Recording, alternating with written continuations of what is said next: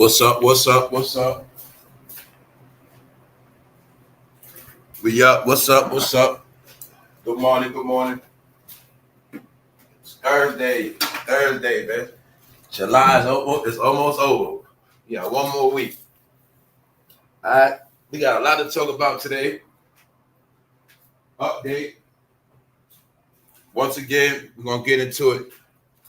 Everything that I've been talking about is playing out. We're going to talk about it. We're going to talk about how these black men in Hollywood, these black men, these everybody you praise as a successful black man in this industry, we're going to look at what they really been doing. Yeah. Actually, it's the industry procedure. It ain't nothing new. The industry procedure is nothing new.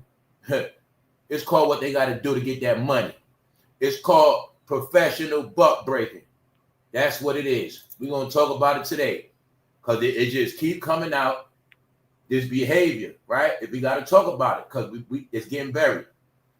All right, so I'm up. I'm just getting adjusted.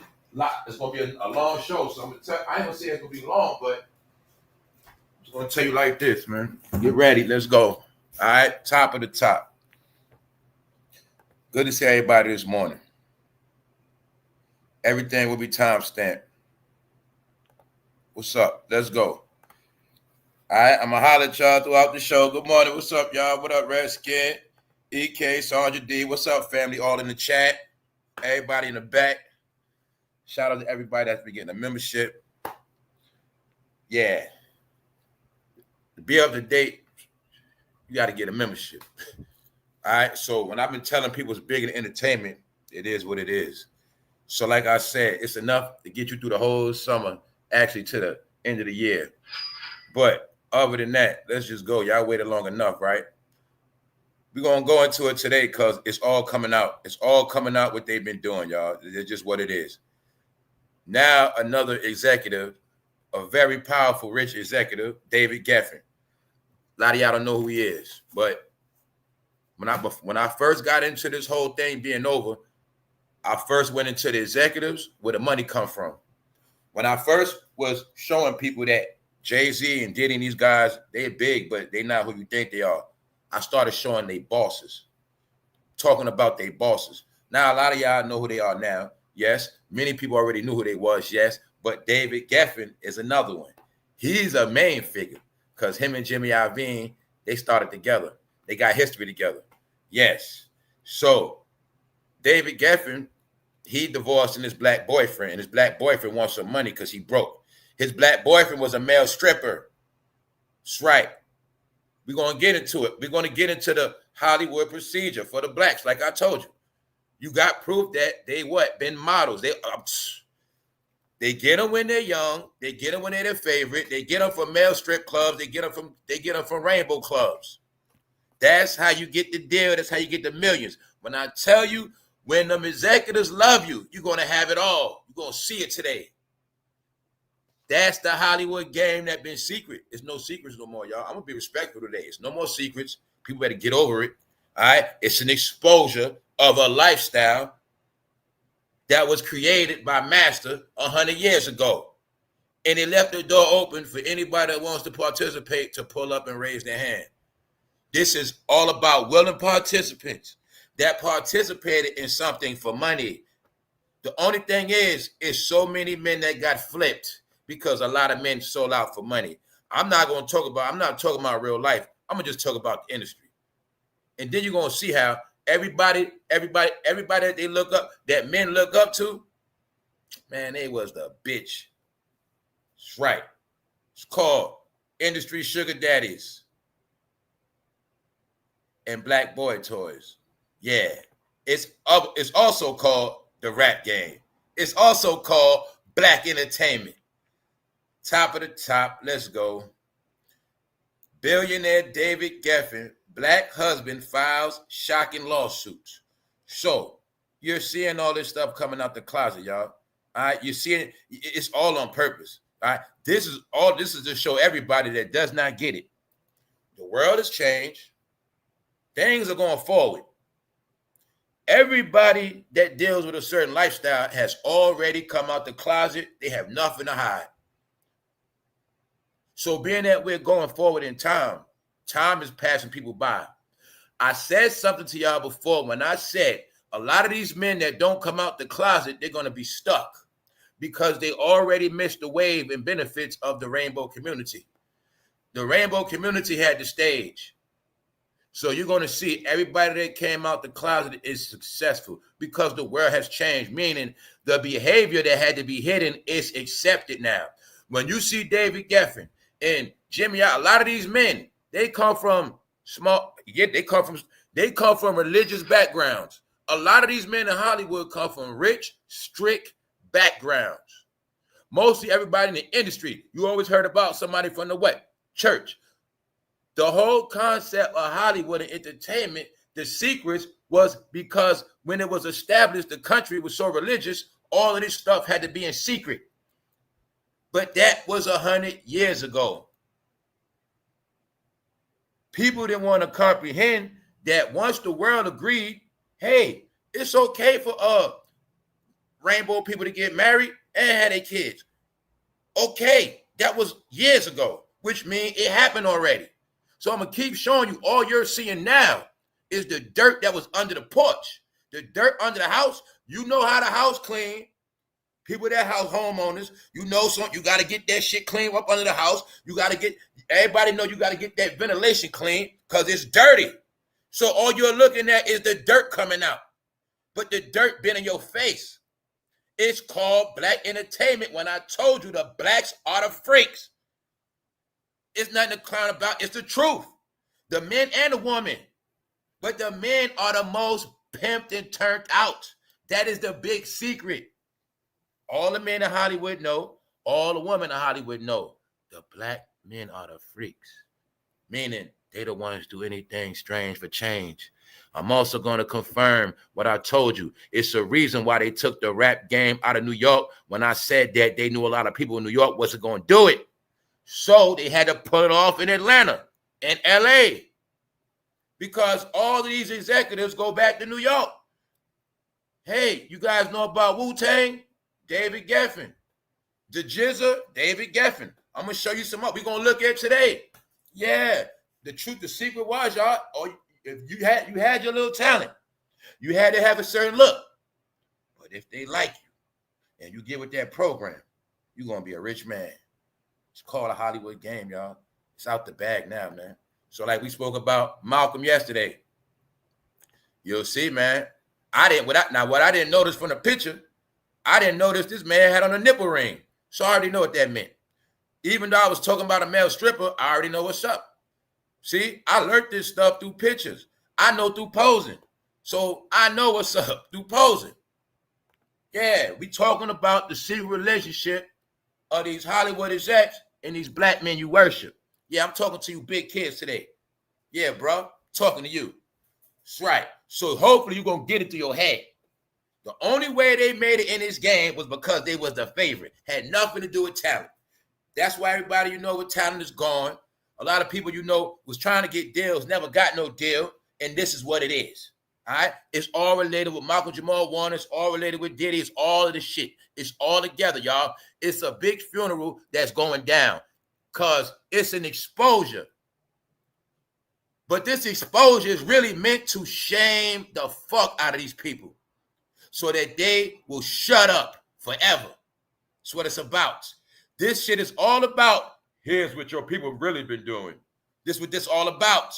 But somehow you just won't get it, huh? You just won't get it. All right, you're getting proof of people taking it. You getting accusations of men taking their aunt out.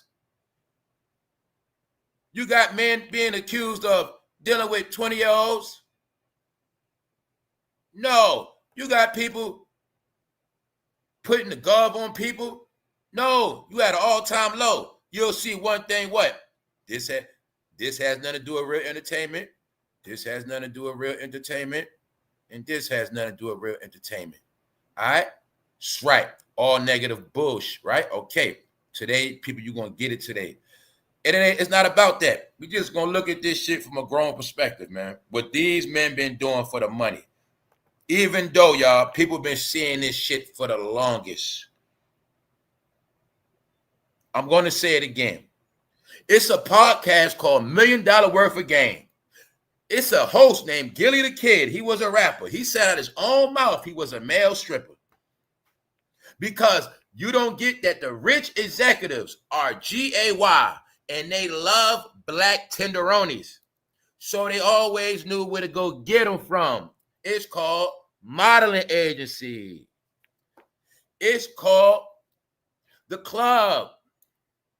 But they put them under contract and make them their boyfriend. Now, remember, I kept telling you that? I'm going to prove it today. Because this beautiful story of David Geffen has given me the opportunity to give you the full layout of what I've already told you of how they will make you their fucking boyfriend and put you in a contract, and that's how it's going to go down. They love, you know what? Some people like white meat. Some people love dark meat. And a lot of these rich people, they like dark meat.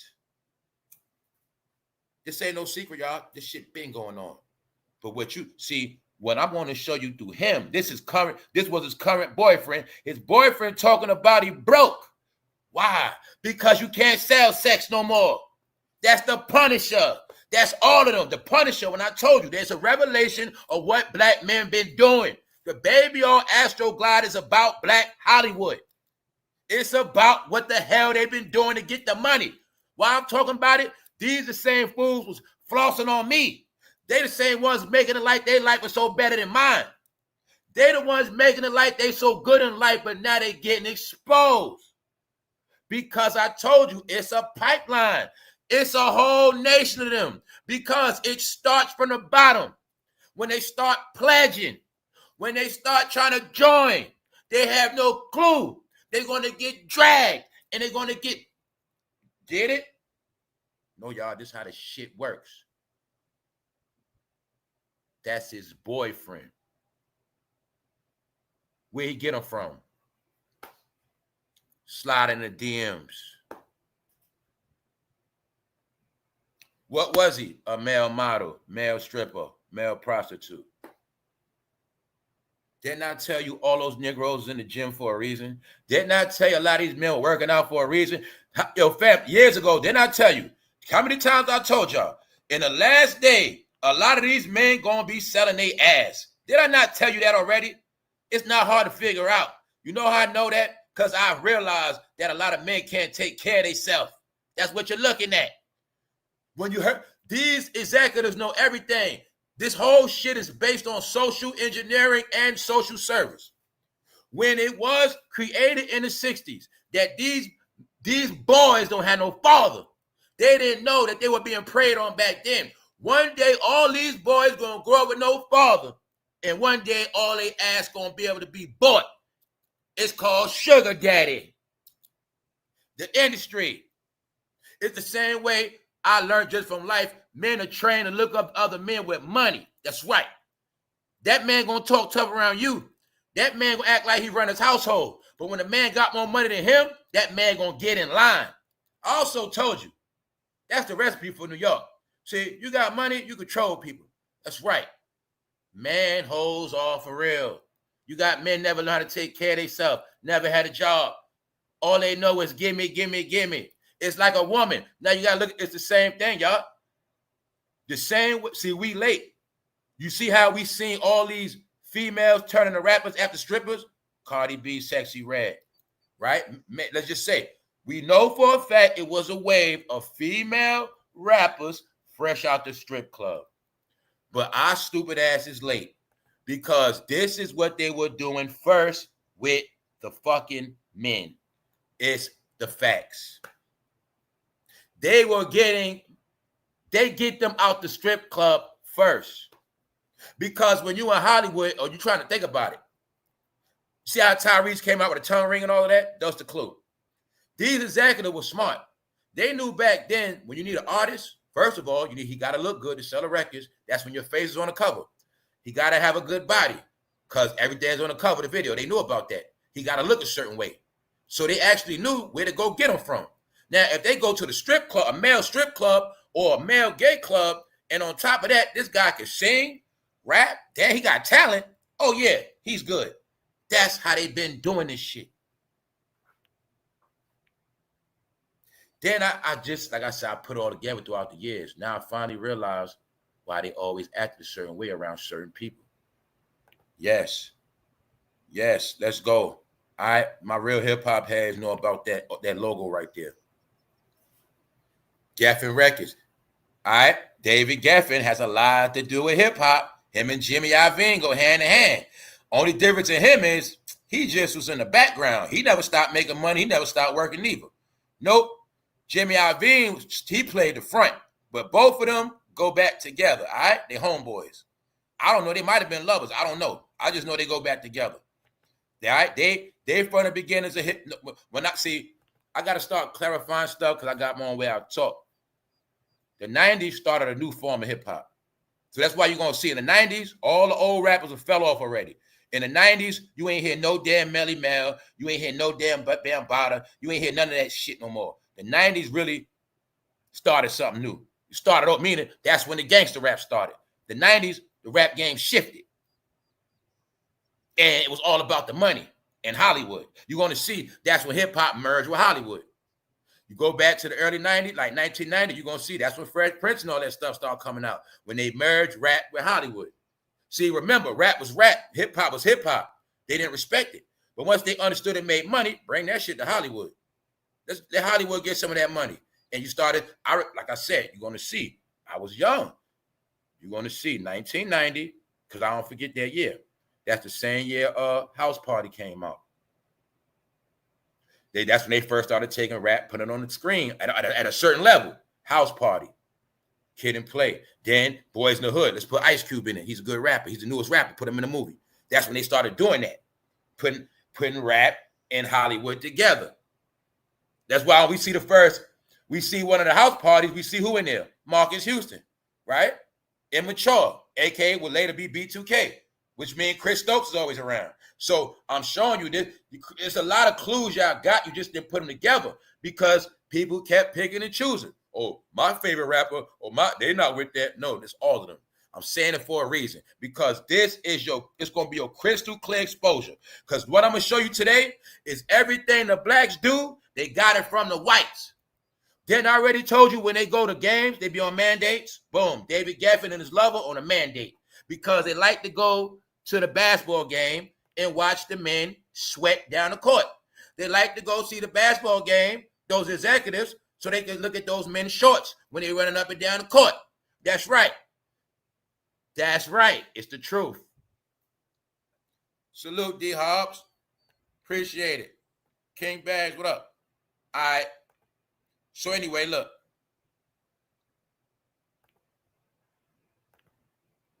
You wasn't going to get no big deal unless they approve this shit. All right. I'm also going to slow it down because it's the Hollywood system, y'all. It's the rap system. It's the system, meaning you're not getting no deal unless that man know you authorized. That's how this shit works. Dre, you give him the money yet? No. Did he go in the room yet? No. Well, the deal is off for now. Yeah.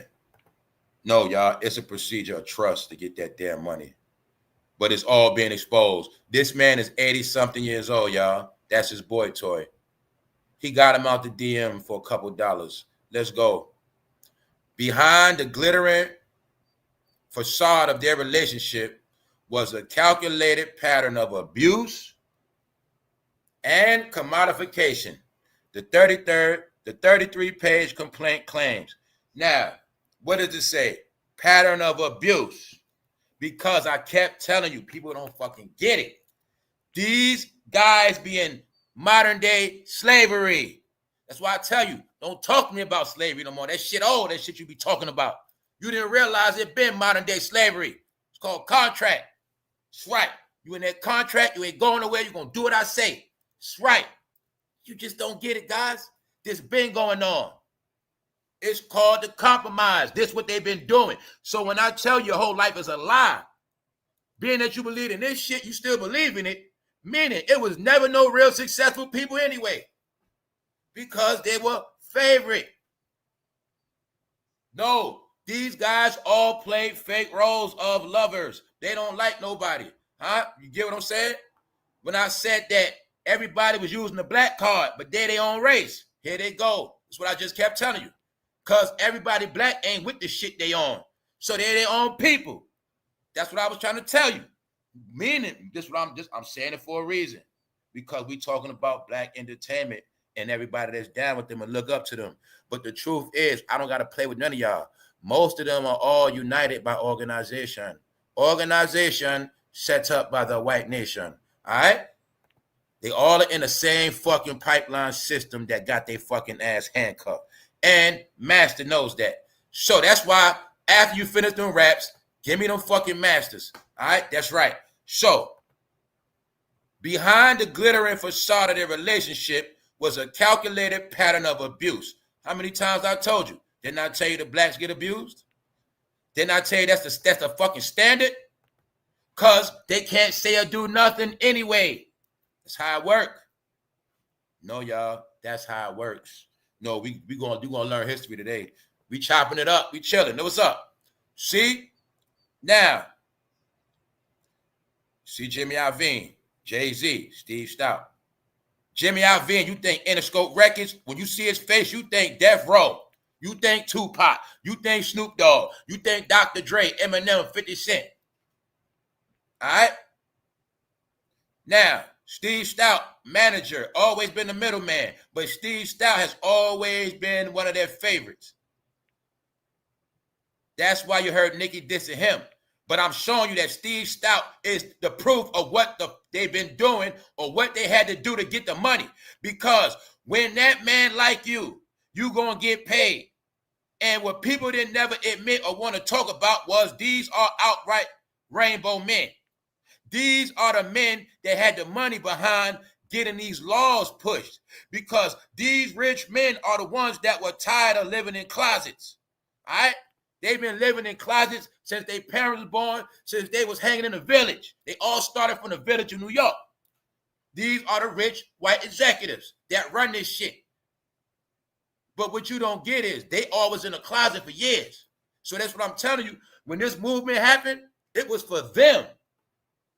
See, when I say stuff like a lot of people down with the rainbow, but they not happy. Because they say gay mean happy. I said, well, the real gay people happy, but you're going to see some people ain't happy. Because you always keep hearing about them what? Getting abused. Huh? They always what? Broke. They always what? Mad, bitter. So are they really happy? Are they really gay? Or are they just getting pimped out, freaked, and abused? I've told you what it is. It's playing out. Because the real ones told you they was able to live their life. See, it's very simple. I know what this shit about. You see David Geffen? He one of them men, had to keep that. He had to keep it in the closet his whole life. So now in the 2000s, pretty sure his mother, all of them passed away. He finally gets to walk around in his truth with his boyfriend. This means more to him than, you get it? Because these are the ones that were fighting for the rights, putting up money. They've been fighting these rights since the damn 60s. Y'all don't know when they talk about, when you hear about all those Vietnam protesting, and y'all don't know that was a lot of rainbow organizations protesting as well. Bring them back home, stop the war. They've been protesting and fighting. All right. So we also going to talk about another time real liberals and fake liberals. All right. It was real liberals. It was a time when it was real blue part. You get it? It was a real time for that. But things changed. So my point is, they were fighting for rights for real back then. So when these laws got passed, people like him and others were happy because they finally could come out and marry. They can marry and live their life. So I'm telling you, the laws are for everybody that know the truth, know the laws are for them. Because that's why you're going to see everybody else claim that rainbow, but their ass ain't married. It's going to be proof in this story. Because he cut his ass off. He crying he ain't got nothing. Nothing, y'all. Nothing. And he was with a man worth $8 billion. No, it's no different from when a man get a chick from the strip club, he had fun with her, you can stay here for a little while, and when he get tired of her ass, hey, you gotta go. Same shit. They been doing it to these men, y'all. They been doing it to them. All right? Went through it the other day. If Harvey ain't give that money, he wouldn't have nothing. What Harvey in jail for? Okay, touchy, freaky, right? No, it's called a Hollywood game, man. Hanky panky. See, but like I told you, nobody else had to hide it. We only talking about Black Hollywood because they the ones that had to hide it. And it's okay if they had to hide it. The only way, you know, they messed up at? All that bragging, all that flossing, all that acting like they better than people, all that lying in people's face, all that. Now what? What I told you their main charges is? What's their main charges, y'all? They didn't do shit for people.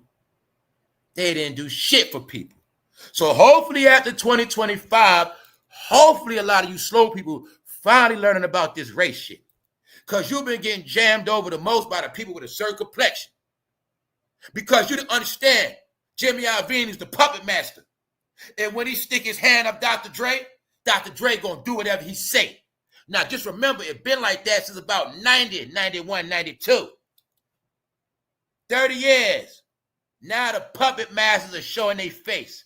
David Geffen is a damn puppet master. Like I said, if I didn't know my hip-hop history, if I didn't know my industry history, I wouldn't know who he was. When I tell you I ain't nobody fan. That's why fans, you don't know who nobody is. You just know celebrity. I've been through the check writers. When we was trying to get a deal, once upon a time, and we kept running all these fucking roadblocks and games, we put it together back then, but we had no proof. All right? We had no proof.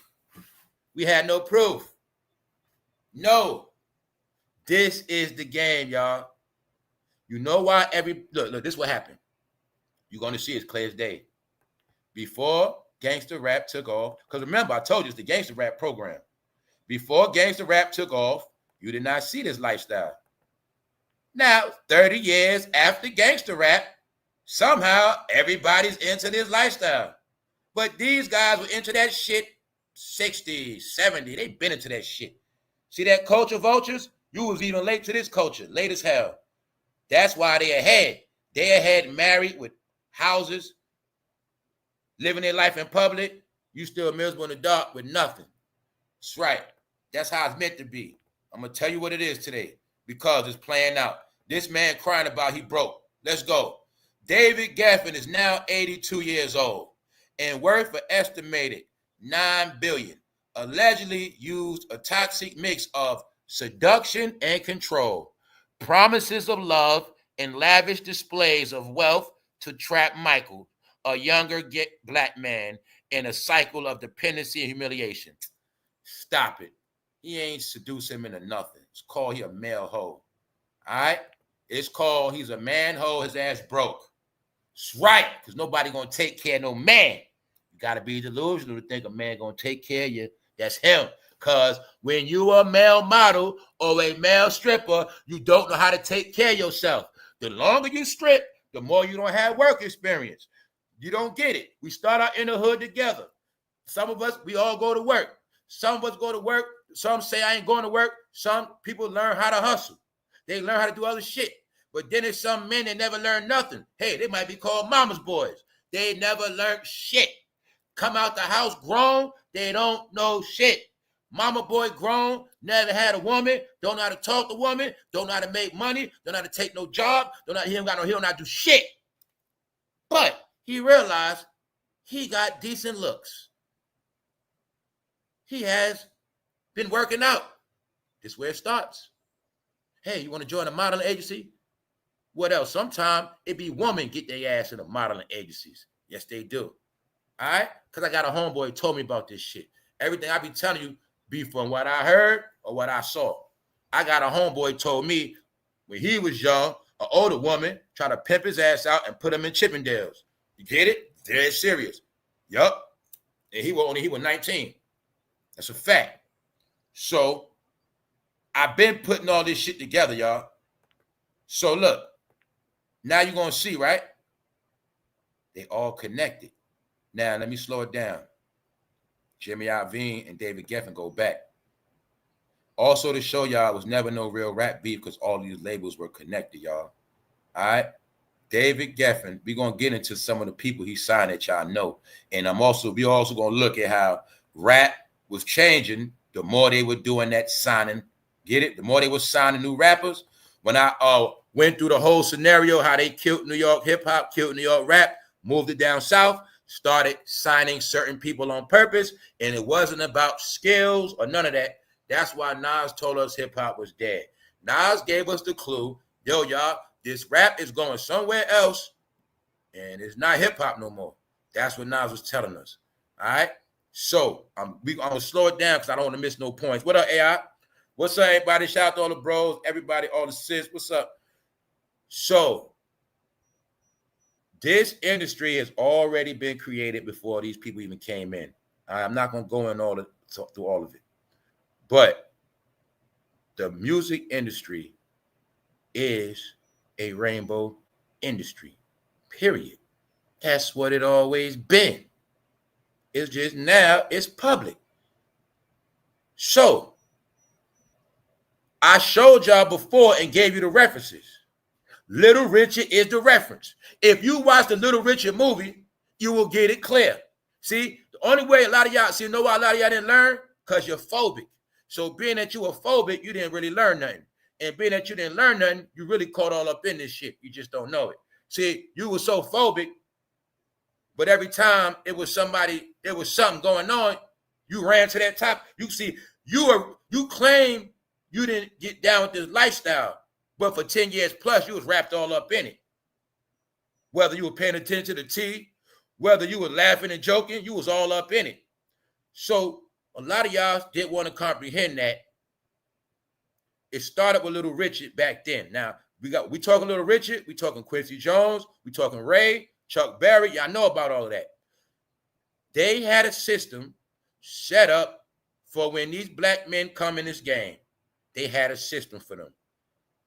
And it's in Richard Pryor movie. It's in Little Richard. They show you. You'll see. I showed you with Why Do Fools Fall in Love. Did a whole movie to code on it. Showing you. When they be in that office and they sign that contract, and them to be happy, and they be like, oh, shit. They be happy. They be ready to hit that ass. They be ready to get it in. I'm not bullshitting you.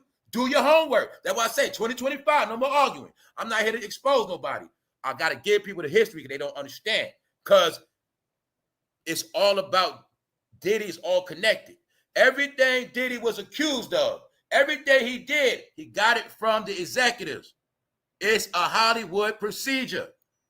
But you're going to see my point is, these guys are never going to get in trouble.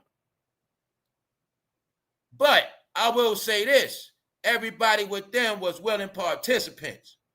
So I kept telling you how it got passed down from them.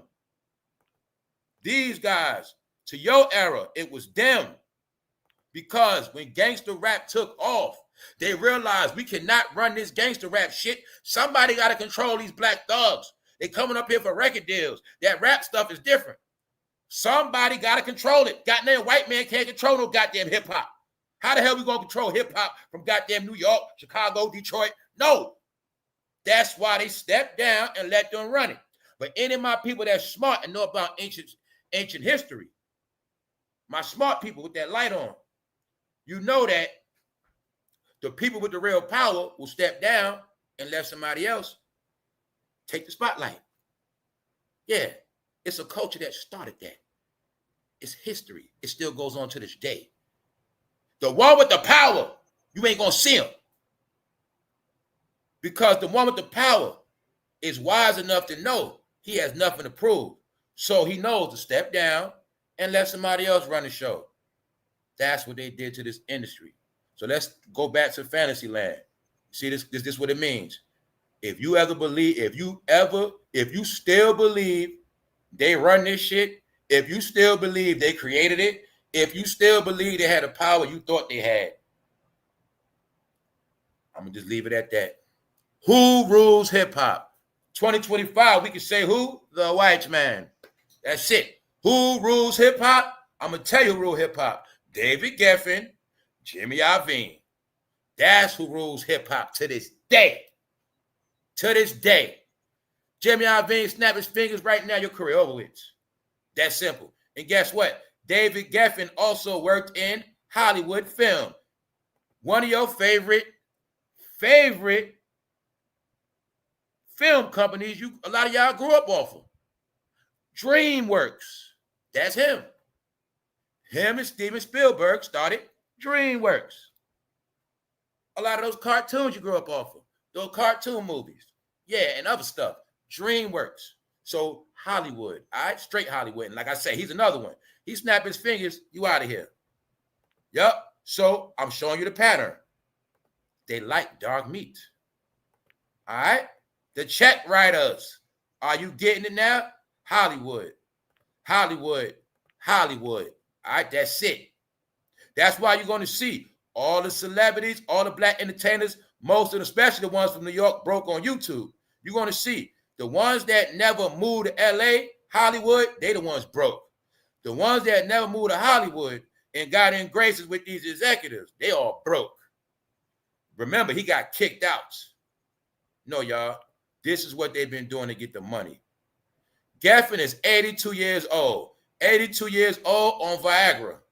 Because that's what they do. 82 years old, y'all. 82 and worth $9 billion. Allegedly, he used a toxic mix of seduction control. Family, how can an 82-year-old control you?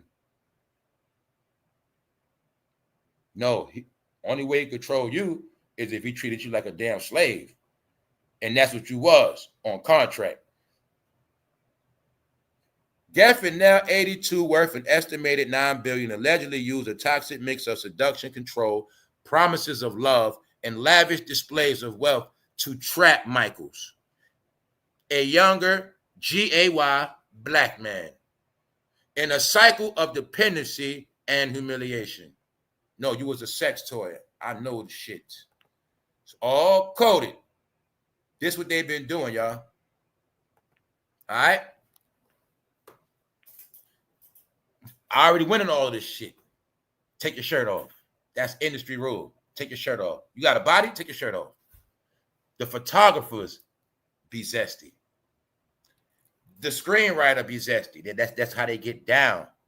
And the system was set up 100 years ago. This is the part y'all don't get. The men that run it are GAY.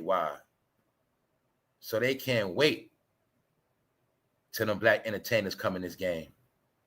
They never could wait. See, when I say pipeline, when you understand how Hollywood is set up entertainment, it's always fresh meat coming through. It's called they're trying to be a star. It's called they're trying to get a deal. But every day, it's always somebody new coming in. And you got to remember, they've been doing this shit for so long. They've been tossing people up and having so much fun with them for years, years, and years. And the whole scenario is this how it worked. Like when I told y'all about that stripper that's coming out doing interviews. You see him on the Art of Dialogue with fucking Vaseline legs and shining, right? But that's what they do. But they don't know they're out the closet. When I said everybody now is freaky, you're going to see a pattern of the manholes are broke. Because when you sell your ass for over 20 years, there's no retirement plan. They're fucking broke. So this is what's been going on, y'all. Guess what, ladies? Some of the men you've been taking care of, that's what the fuck they are, and that's what they're going to do. Some men, y'all saved them from selling their ass. That's how it works. It's a lot of man bitches out here. I'm not playing with you. It's men that they are worse than women. You pick a hoe, you pick a woman, you call it trifling. No, the men worse than that now, y'all. Sorry. I think the men do way more than the women in every level now. I'm talking about the men supposed to be straight. The ones y'all gonna say what y'all say, right? No, this is family, y'all. I'm trying to be respectful. These rich white men in the game always knew it's always some fresh black meat waiting. They're always available because it's coded in their poor raisins and upbringing. It's coded in their poor upbringings. Not only that, it's coded in their pursuit to be wealthy. Something that's put in all their head when they're young. They have to get money. They got to be rich or they are nobody. If they don't get rich, they are nobody. And it's in their brain. So as they get older, they will always be tempted to do anything for money. The right price. It's called body ass. For the right price. All right? There's no such thing as getting on and off talent. You have to be the favorite. That's how it works. All right? You see Steve Stout? Now, remember I was showing you the joke of Steve Stout and Diddy. You know about Diddy and all his secrets. You see Steve Stout with him, right? You see Steve Stout with who? Jimmy Iovine, Jay-Z. No, y'all. No. Y'all not looking at it like, yo, bro, I know this man right now. He'll give you $2 million, bro, if you chill with him. All you got to do is chill with him. Also, all you got to do, bro, just chill with him for about 2 weeks. You're going to be straight. That's them. All right? That is them. Guess how Steve Stout get more money? Yo, Jimmy, I'm going to bring you Jay-Z. I'm going to introduce you to Jay-Z. Guess what? Jimmy have fun with Jay-Z now. Thank you. I look out for both of you guys. That's how it fucking works. Can you get through your head they was never for no black community? Can you at least accept that to yourself? Huh? Everything you believe black was really controlled by puppet master whites. And I just use the word white to piss you off. Because for real, they ain't. I'm going to leave it alone, man. Fools don't even know Hollywood history. They don't know shit. All they know is stupid ass talk. No, y'all. This is what the fuck they do. Pick one with a name. Pick one with a name. Pick one that been famous. Now, the difference is some do more than others. Some ain't going to do all that. But the Hollywood procedure is standard. And when them executive love you, you're going to be a superstar. Now, what you got to understand, everything those Negroes learned from them Negroes did that to other Negroes. Because that was the system. We're going to do it to you. We're going to teach you. And then you're going to do it to your people. Back in the days, we used to take y'all money, take y'all masters, take y'all publishing, have fun with y'all, have hanky-panky, send your ass home broke. Now y'all going to do it to y'all people in this rap game. That's how it work. That's how it work. So look, we just dealing with facts. Now we're going to look at, like I say, David Geffen, 82 years old with his boy toy. Now his boy toy crying about how he broke and ain't got nothing. That's right. Same thing as the Punisher. Same thing as Cassie. Now I'm keep telling you what they was doing in Hollywood. Let's go. Huh? Y'all know they did it by share. You got the proof. Hollywood procedure. He wanted to be an actor. They wanted to have fun with his ass. Because he was a young black man. He was fresh meat. No, Will wants some of that. Diddy wants some of that. Huh? Lee Daniels wants some of that. No, they had fun with the boy. That's what they did. People don't want to accept it. That's why I say rap is only 2 ways now. 2 ways. Ain't no way around it. Meaning, a lot of y'all know damn well you don't listen to music. So, whether you like it or not, it's either you're down with the lifestyle or you're not. That's what it's all about. Because the Diddy trial was hip-hop coming out the closet, but not just hip-hop out the closet. It was black entertainment coming out the closet. And I told you already. Now you're seeing it play out through David Geffen, Tyler Perry, what? Boyfriend. Family, it's in your face. Accept it. You seen Shannonsharpe accused for a woman, but before that, Shannonsharpe was accused of having what? A boyfriend. What was Shannonsharpe and his boyfriend doing? The same shit Master do. Because Master them started that shit. What's that? Going to them games. Sitting on courtside seat. It's called mandates. Haven't I been telling y'all this for the past 3-4 years? When I was showing you Meek Mill with who? Them executives. Y'all didn't comprehend when Meek Mill got out of jail. Them executives pulled up on that plane to get his ass. I knew what that shit meant. Huh? Michael Rubin and them pulled up in that jet, picked that boy up from that jail. I know what that meant. Fresh meat. No, you ain't gonna touch that with no woman. We want some of that first. That's right. Pass Meek Mill around. I showed y'all all that before Meek Mill even got exposed. Because I've been telling y'all what it is. All right. So mind me, because this is also revenge I'm getting for all the trolls that was coming in my chat, y'all. All the trolls. Yes, because people didn't want to accept it, but it's out now. This what Black Hollywood been doing. Malcolm Jamal Warner, rest in peace. But you see he got a ring piercing, right? You see he got his nipple pierced. It don't take a genius to know what that means. All right? Because this is shit they know. If that man like me and I still got it, I'm in shape. See, my point is this. The smart ones knew that. I stay in shape, take care of myself, don't burn no bridges. I always have a chance to get a deal. I always have some type of chance. Hey, I might, they knew this shit. I'm telling you, man, even if they not like that, they already know, look, man, I got to hang with him to get this money. So I got to get this. I'm trying to get this next movie role. I got to, that's the shit they be on, y'all. But some of them, they pimp themselves out for their family. Like, fuck it, I got to take care of my family. So if I got to lay with Jimmy, I'm going to go lay with Jimmy. That's how they be. But there's some of them, they like it. You got different levels of the shit. But it all deals with what? Man, prostitution. That's what it's about, y'all. This is about the rich. No. Everything you heard about in slavery, they do the same thing in industry contract. Same shit. I also proved that to you with Smokey Robinson. Yes. All right. See that? Let me show you Diddy with his white slave. AK is what? Boy toy. All right. It's all in your face. But Diddy learned from the executives. But people, that's why I say, people kept looking at Diddy as a dancer, a clown. You keep forgetting he's really an executive.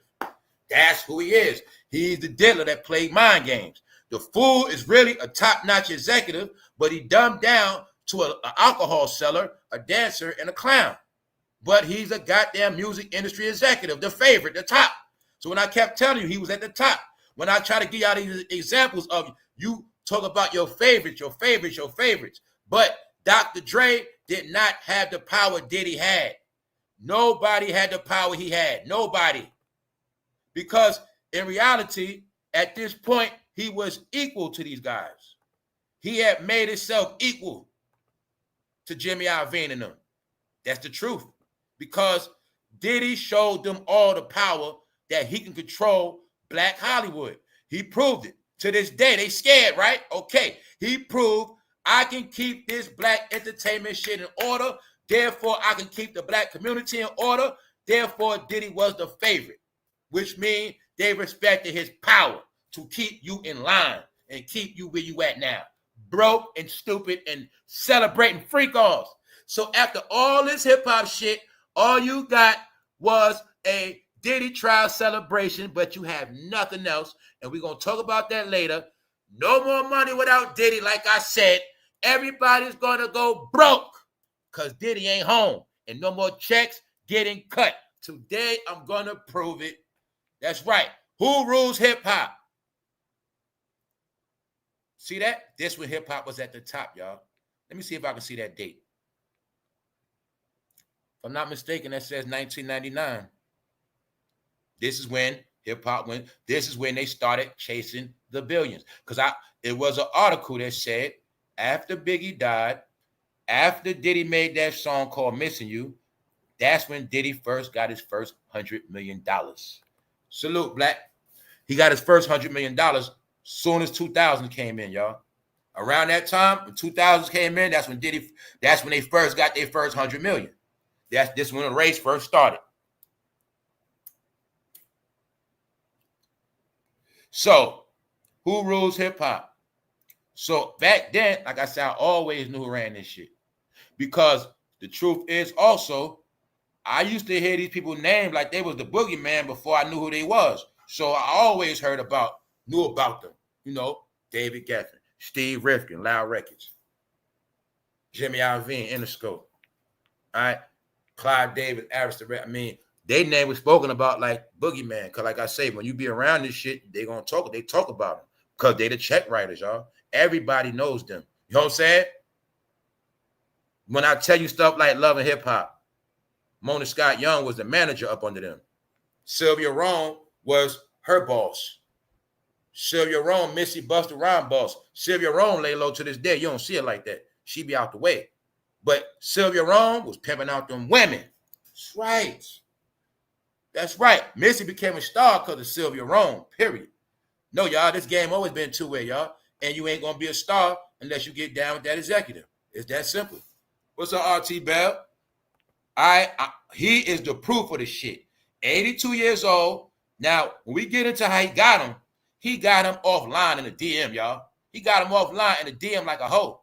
That's right. Said, I want some of that. But I'm showing you this to show you when I told you that it's a certain way they pick the men they want. They don't just meet random people. No, it's a system how they get the men. All right. So now you see behind the glittering facade of their relationship was a calculated pattern of abuse and commodification. The 33-page complaint complains. All right, let's keep it moving. Salute to everybody that's up. All right, so like I said, y'all, it's a procedure. Hollywood is just now finally playing out in your face. Anybody that didn't get it, it's a certain, you only become rich when you loved by the executives. Y'all know Diddy was loved by Clyde, and you got to know that Clyde got him young. Clyde got who? Brandy young. See, you know about all the women they got young, but this is what you got to remember also about this game. A lot of times they know them way before they bring them out. I also told you that with Joe Budden. I stand on that to this day. All right? In my opinion, Joe Budden was a male stripper as well, or he was a young boy that Russell Simmons used to mess with. All right? That's why Russell got him from Jersey, put him in a contract, and you're going to see Joe Budden only had one album for real on Def Jam. He only really had one album. He was Russell Simmons' toy.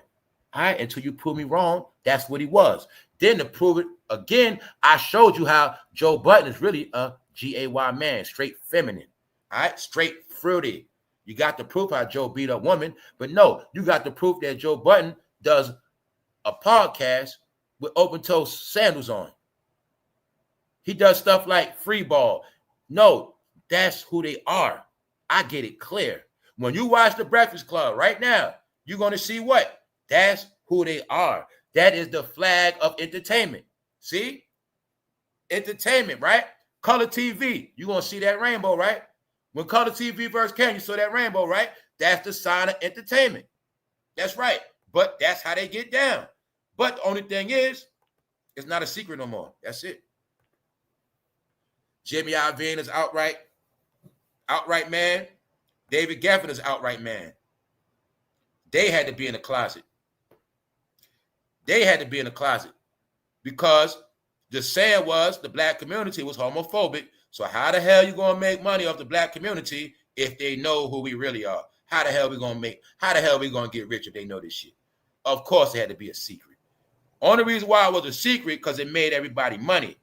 Now they don't need their money no more. That's why it's being revealed, y'all. When I told you they crashing Black Hollywood, that's how they're doing it. They're crashing Black Hollywood by revealing their sexual behavior. It's playing out through their masters because their masters didn't live in secret. Their masters were in the light. They were in the dark. So master turned the light on. Said it's time to let the world know who they are. Diddy trial. Keep telling y'all what that shit was about. That's why Diddy said, Your Honor, it was all consensual. Let me prove it again. Basically, this guy is saying that David Geffen was Diddy and treated him like Cassie. It's the same thing.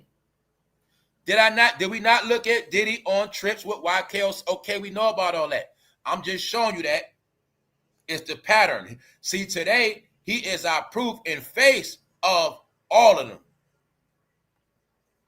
See, I just got to prove it through some. See, this is my point too, y'all. When it's a nobody, people get it clear. See, you see that, right? When it's a nobody, they get it. But when we talking about rappers and people they like and know, they don't want to accept the shit, Kendrick. They don't want to accept it, Kendrick Lamar. They don't want to accept it. Snoop Dogg. They don't want to accept it. No, when I tell you, it ain't just picking and choosing. All right. Once again, you got the proof about what? Usher was with Diddy and Russell Simmons when he was a what? Teen. But what's in the story? They was sleeping in the bed. All right, they been came out already, y'all. But this is what I'm showing you. Everybody get this clear today. If they never would have had fun with Usher, if they never would have had favorite in Usher, Usher family sold his ass. His name is Raymond IV, which means his ass got parents and they sold his ass. You're always going to see the parents be fucking ashamed because as the child gets older, the parent don't want you to know they sold their ass when they were 13. Bow wow. When they were 10. 13, Keisha Cole. You got the proof. Keisha Cole's mother was a what? Crackhead. Can you see now how Keisha Cole's mother sold her ass at 13? Told you it's industry shit. Usher is only a star, not because he's the best singer. You know goddamn well he ain't the best singer. No, it's because he was in the bed with Russell and Diddy and Andre Harrell as a minor. Get it? Usher is 100% groomed in this shit. But he is your proof of rich executive, Russell Simmons. They put Russell Simmons over the black community, but he was really Rick Rubin's bitch.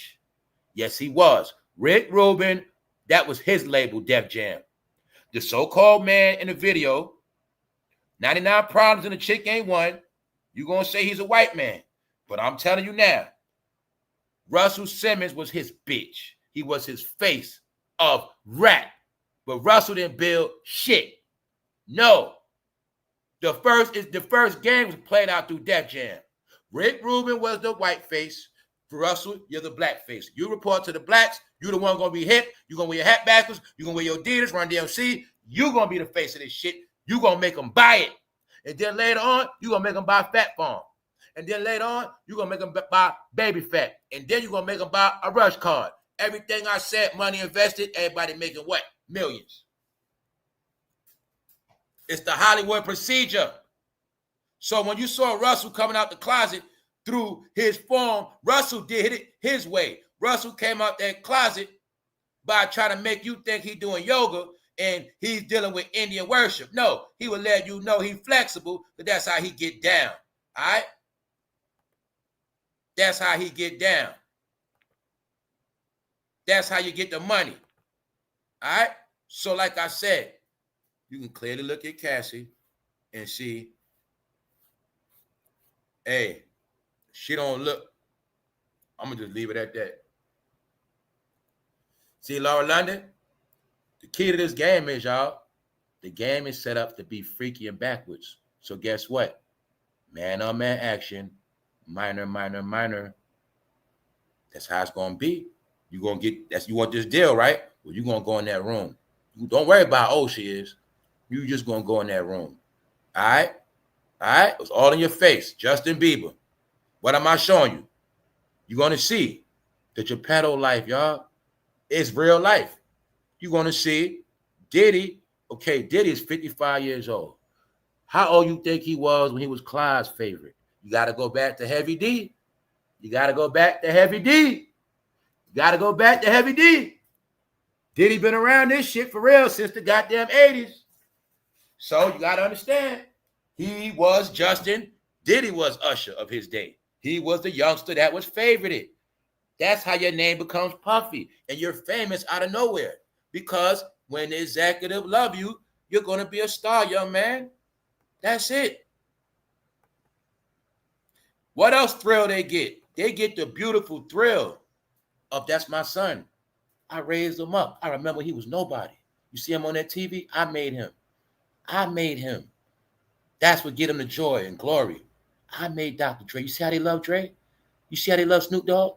If it wasn't for me, they wouldn't even know those guys. It's because of me. See, that's what they get to die with, the glory. Huh? You're going to die with the shame. You see that guy, Jay-Z? They love that movie, Paid in Full. Harvey in jail right now with Diddy. I'm the one getting the money for Paid in Full, guys. You love Jay-Z, right? You love Cameron, right? Guys, I'm the one who put up the money. That's my masterpiece. That's mine. They get the glory. You're going to see to this day, Dame Dash getting what? Shame. It's a difference. It's always set up to be master and slave. I'll break it down for you. Masculine, feminine. Guess who's going to be feminine?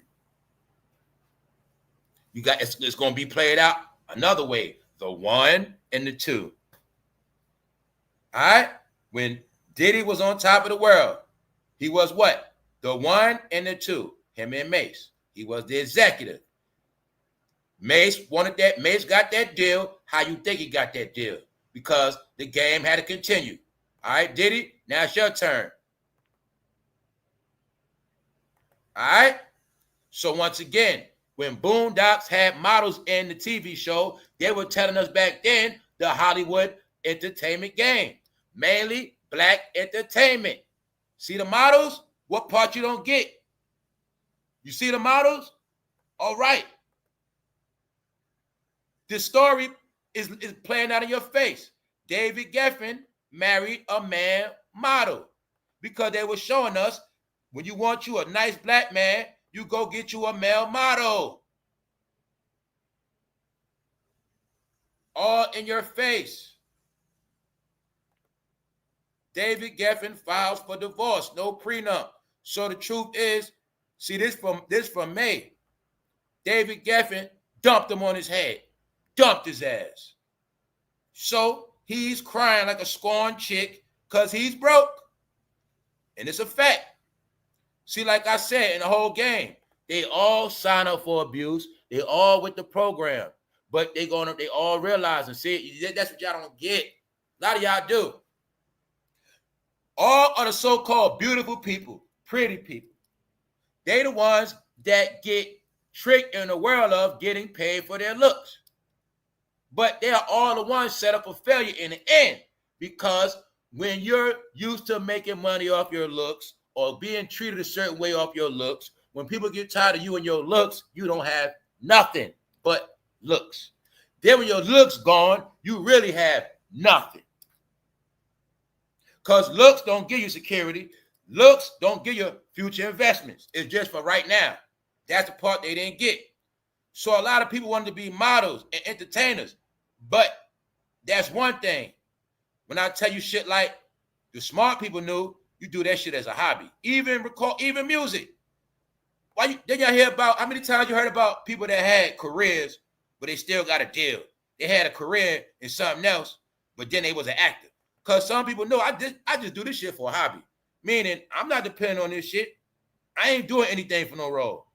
I just take small roles. And that's how it works. But if some people say, no, I want to be big. I'm trying to be cool with that executive. I'm trying to be his home. I'm trying to be, man. They really be saying, I'm trying to go home with him. Because Dame, I told you, it's through Dame Dash, y'all. It's clear as day. When Dame Dash was young and favorite, he was straight. But this game is based on old and young. When you get old, they don't want your ass. So now you're going to see how it's played out. When you get old, they don't want you no more. But when you get old, now you're going to want young people. It's a system. All right? It's called, then they tell you, people that get touched on, all right? Hurt people. But in the industry, it's standard business. It ain't no hurt nobody. It's standard shit. Get it? Okay, we spoke about how they lied and said Diddy hit him in the head with a bat. You see his bald head? A fucking lie. No, these were GAY men pulling stunts so you'll think they were gangster. To this day, you still think they're gangster, but they're not. I'm saying it for a reason, y'all, because they're all going to go broke. Diddy was the sugar daddy of our generation. He was the executive. He was the sugar daddy of black entertainment.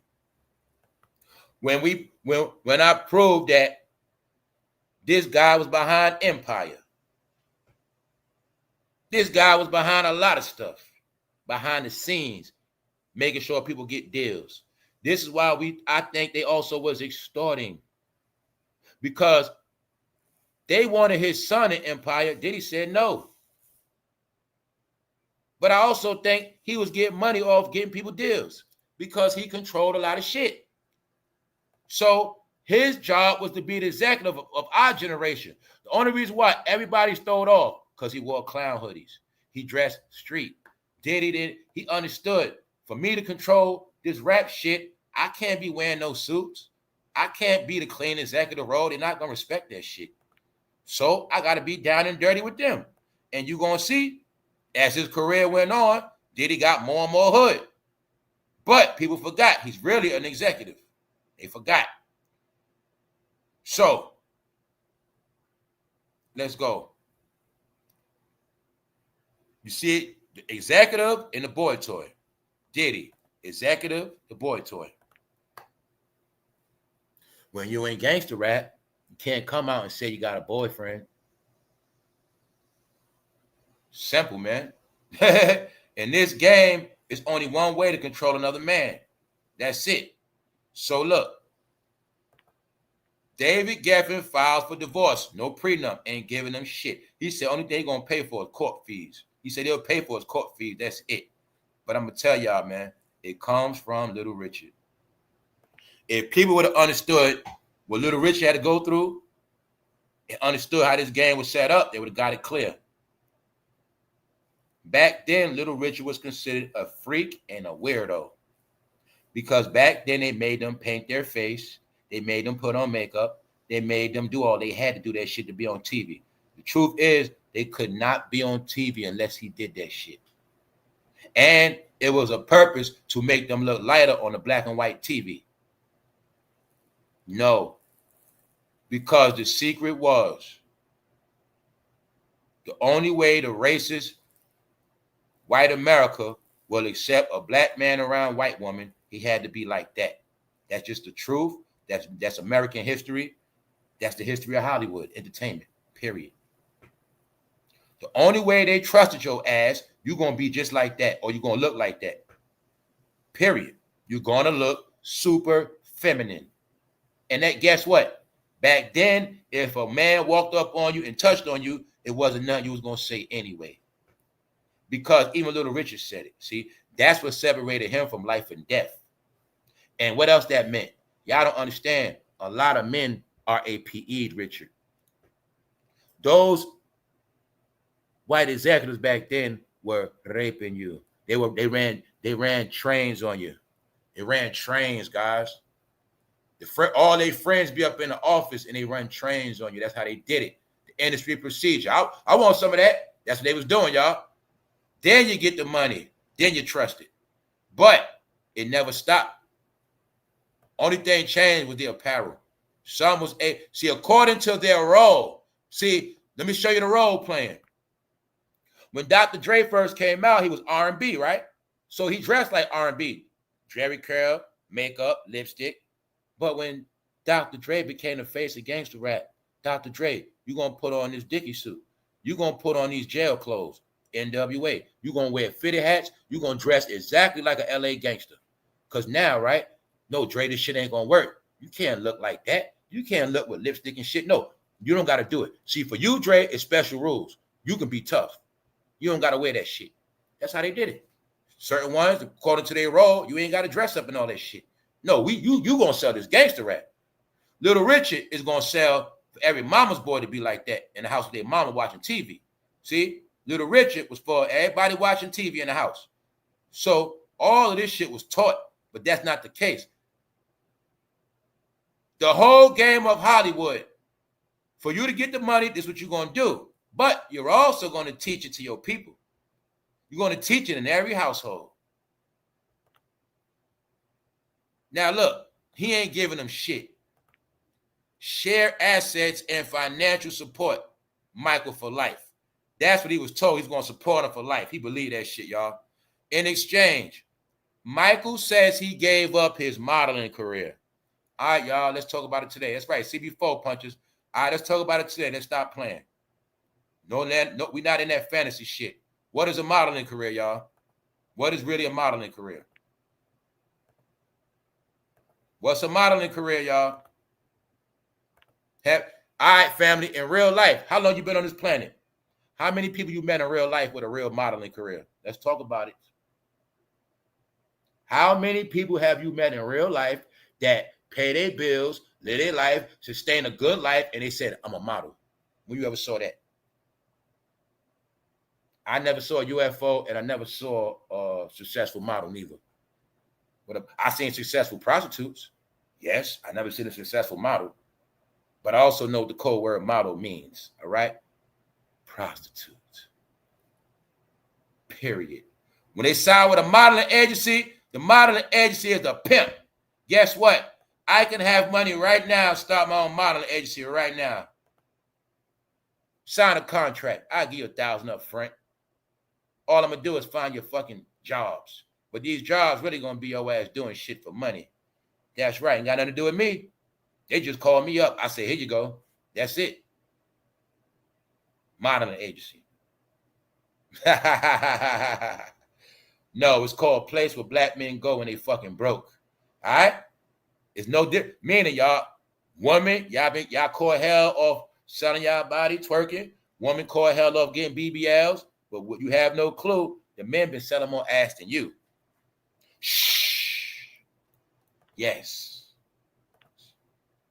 Huh? How you think you come out of nowhere? Keep believing that shit. No, Little Richard is for everybody. Don't you see the code, right? Everybody on this channel, you see the code. You know what's up. Let's go. Let's go. How did this even start? How did this start with this old man, 82 years old, with this young man? How did it start?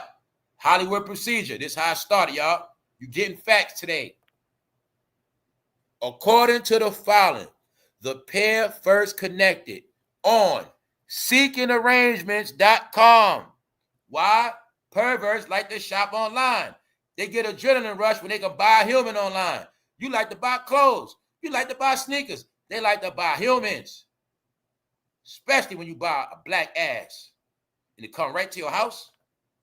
Fly them out, fly them in. They were flying people out. They were flying niggas out like merchandise. Yes, they were. No, you still talking about slavery. Fool, this is called legitimate slavery. Legitimate. You have nothing. I'm going to buy your ass. You work for me now. Go in the fucking room. According to the following, the pair first connected on seekingarrangements.com, the luxury dating site. Now I'm promoting this shit for free. Damn, I got to stop doing this shit. The dating site known for, let's say, mutually beneficial. Friends with benefits, goddamn sugar daddies, goddamn men selling their ass. Period, period, period. Men that'll swallow for the right price. Period. Michaels had moved to Florida with a friend. Didn't I tell you the rich GAY clubs are in Florida? That's where they were.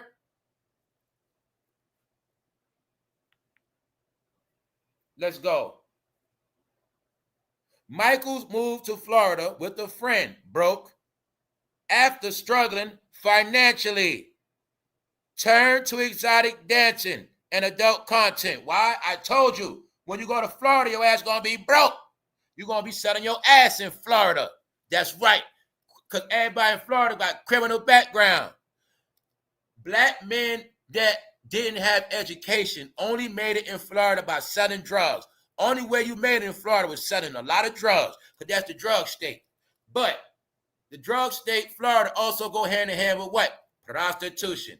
That's why Florida, as of right now, is the biggest state for what? Sex trafficking. But you just won't comprehend it was a lot of men being sex trafficked. A lot of men was selling their ass. A lot of men were getting pimped out. A lot of men were drug heads, because men that's on drugs sell their ass. Do you get it? It goes together. You start out straight, but you got on drugs, bro, in Florida. But you were so broke, now you got to sell your ass. Now the rich men waiting to buy your ass. And they got the drugs. No. You was in that man's house, that man had you getting turned out. But that's a lot of men.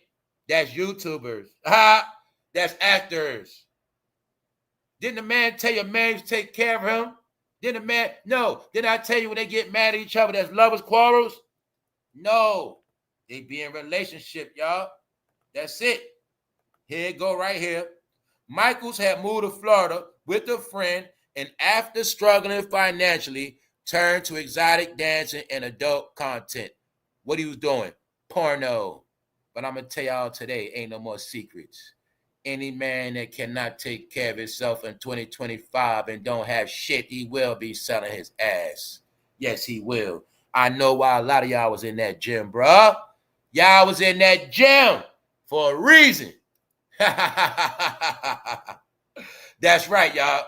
Little Richie. Little Richie had to do it. They all had to do it. Let's continue on. Not only was he allegedly kicked out, but GEFFEN also cut off all his financial support. Huh? Cut him off like a hoe? Because he thought he was going to just get paid off looks and being a freak. No. You was his toy for a while. He's tired of you now. Cut his ass off, y'all. No. He married him so he can have fun with his ass. Now, he's going to divorce you. Get out of here. Not only was he allegedly kicked out, but GEFFEN also cut his water off, aka his financial support, making it impossible for Michael to cover basic expenses, secure housing, or maintain the standard of living he'd grown used to. Can you now see the man-hoe treatment?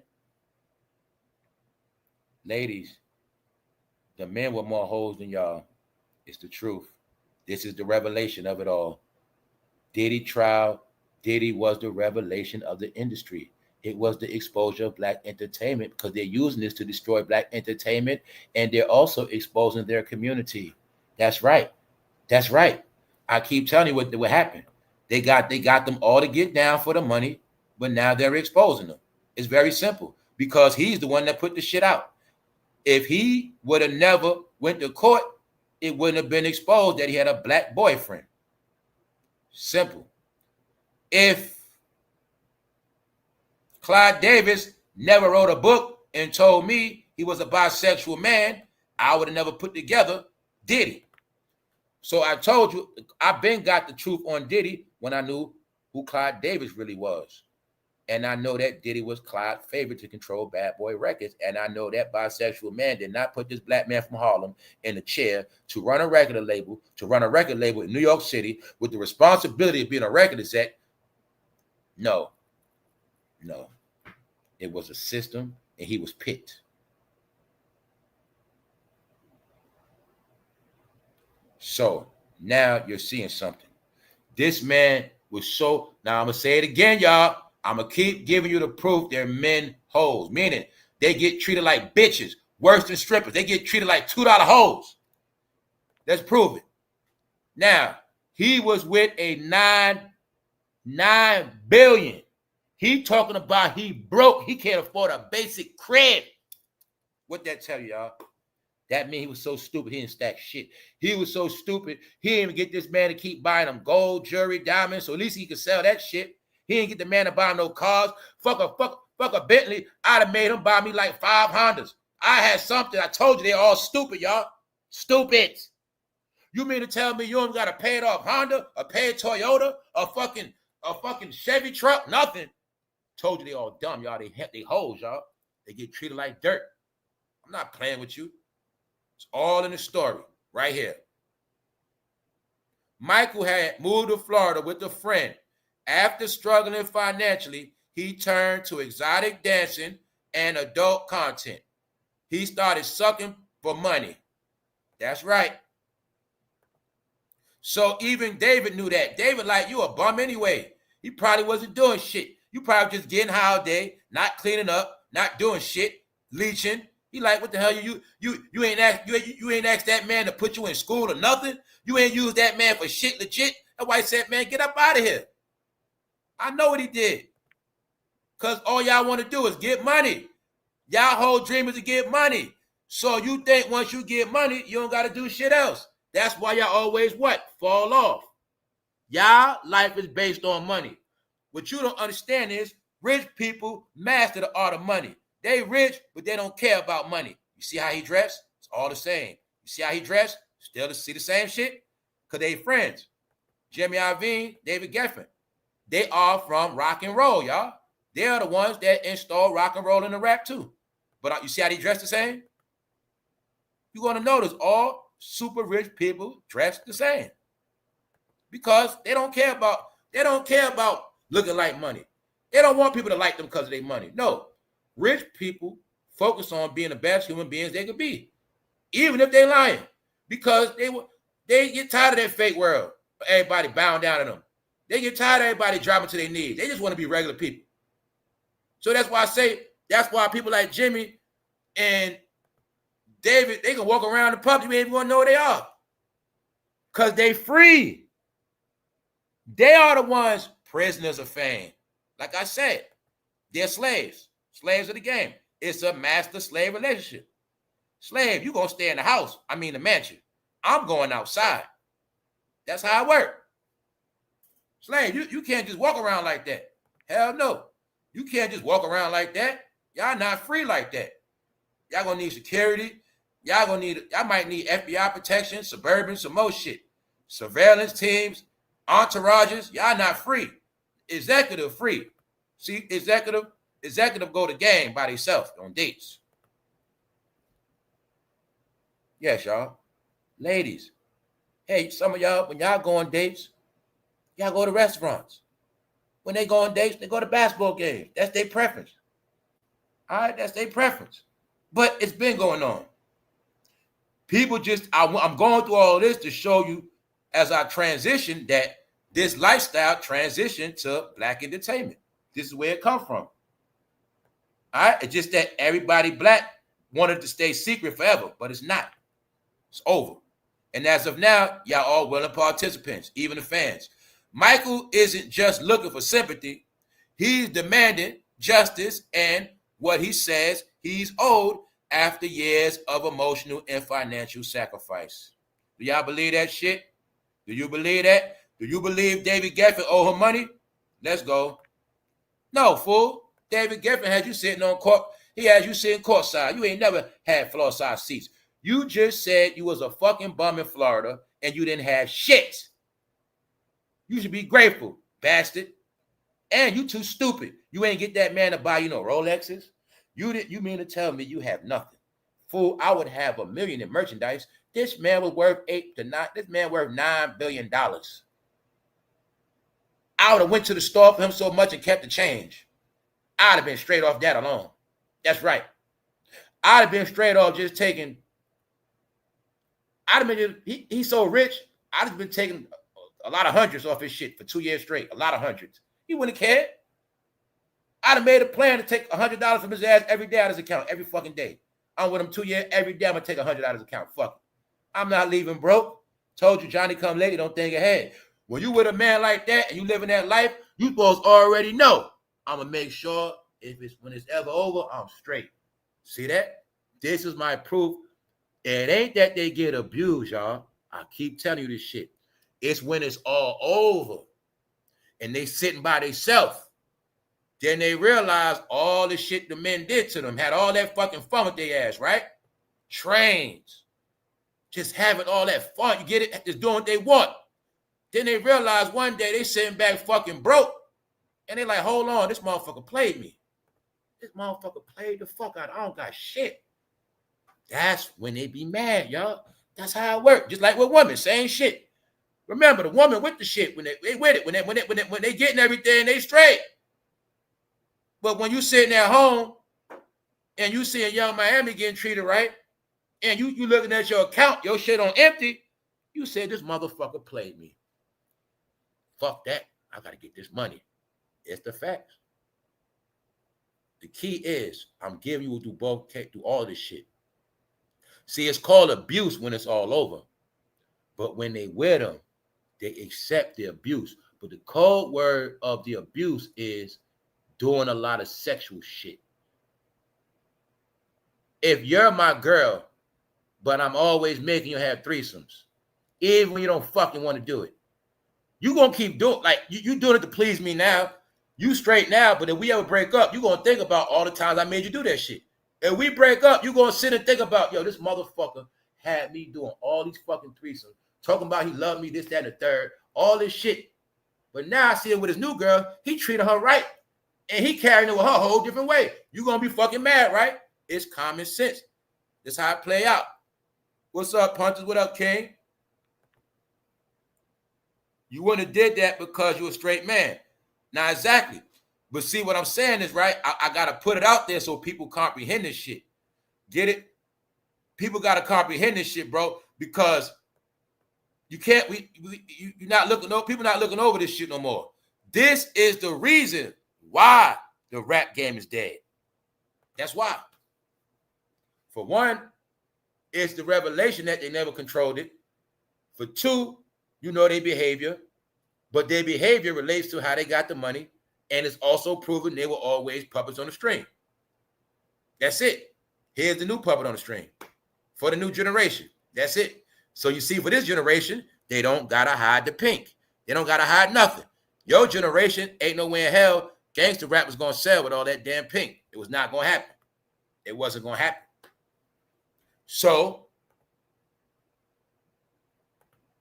Little Richard, where it start from? Now let's go. This your modern day Little Richard. Let's go. So while David Geffen was dancing the night away, Michael say he was left homeless and financially stranded. Homeless and financially stranded with a billionaire, y'all.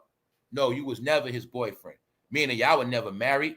He put you in contract so he won't get in trouble. Because these rich executives were smart. Guess what he knew? Let me show you this case. This case is so important, y'all. Let me show you the proof, the importance of this shit. How the rich executives always ahead and they fucking smart, y'all. Look, he married his ass. Know why? If he didn't marry him, this man would be able to say now he was sex trafficked. But since he married him, he cannot say sex trafficked. Told you they're smart. He married him, even though he took, remember, common sense. He's a rich man. So wherever he go, you come with me. If I go to England, you come with me. I go to Miami, you with me. California, New York, you with me. Everywhere we go, we having sex. Hey, I like somebody, we having three, we having fun. See? Marriage. Cold word. Contract. Now, if he wasn't married, it would have been sex trafficking. So I'm showing you how the executives always knew how to be smart and not get in trouble for the shit. They knew, if I like youngsters, I sign a young superstar. I can't get in trouble. He's not going to tell his mom, and he's under contract. You want to buy you a nice kid from the ghetto? You put him under contract. Give him a deal. And you can have all the fun. Your whole, once we got a whole rap label, I got men and women all on the label. I can have fun with whatever I want. Harvey Weinstein, the godfather of Black Hollywood. I can have fun with them whenever I want.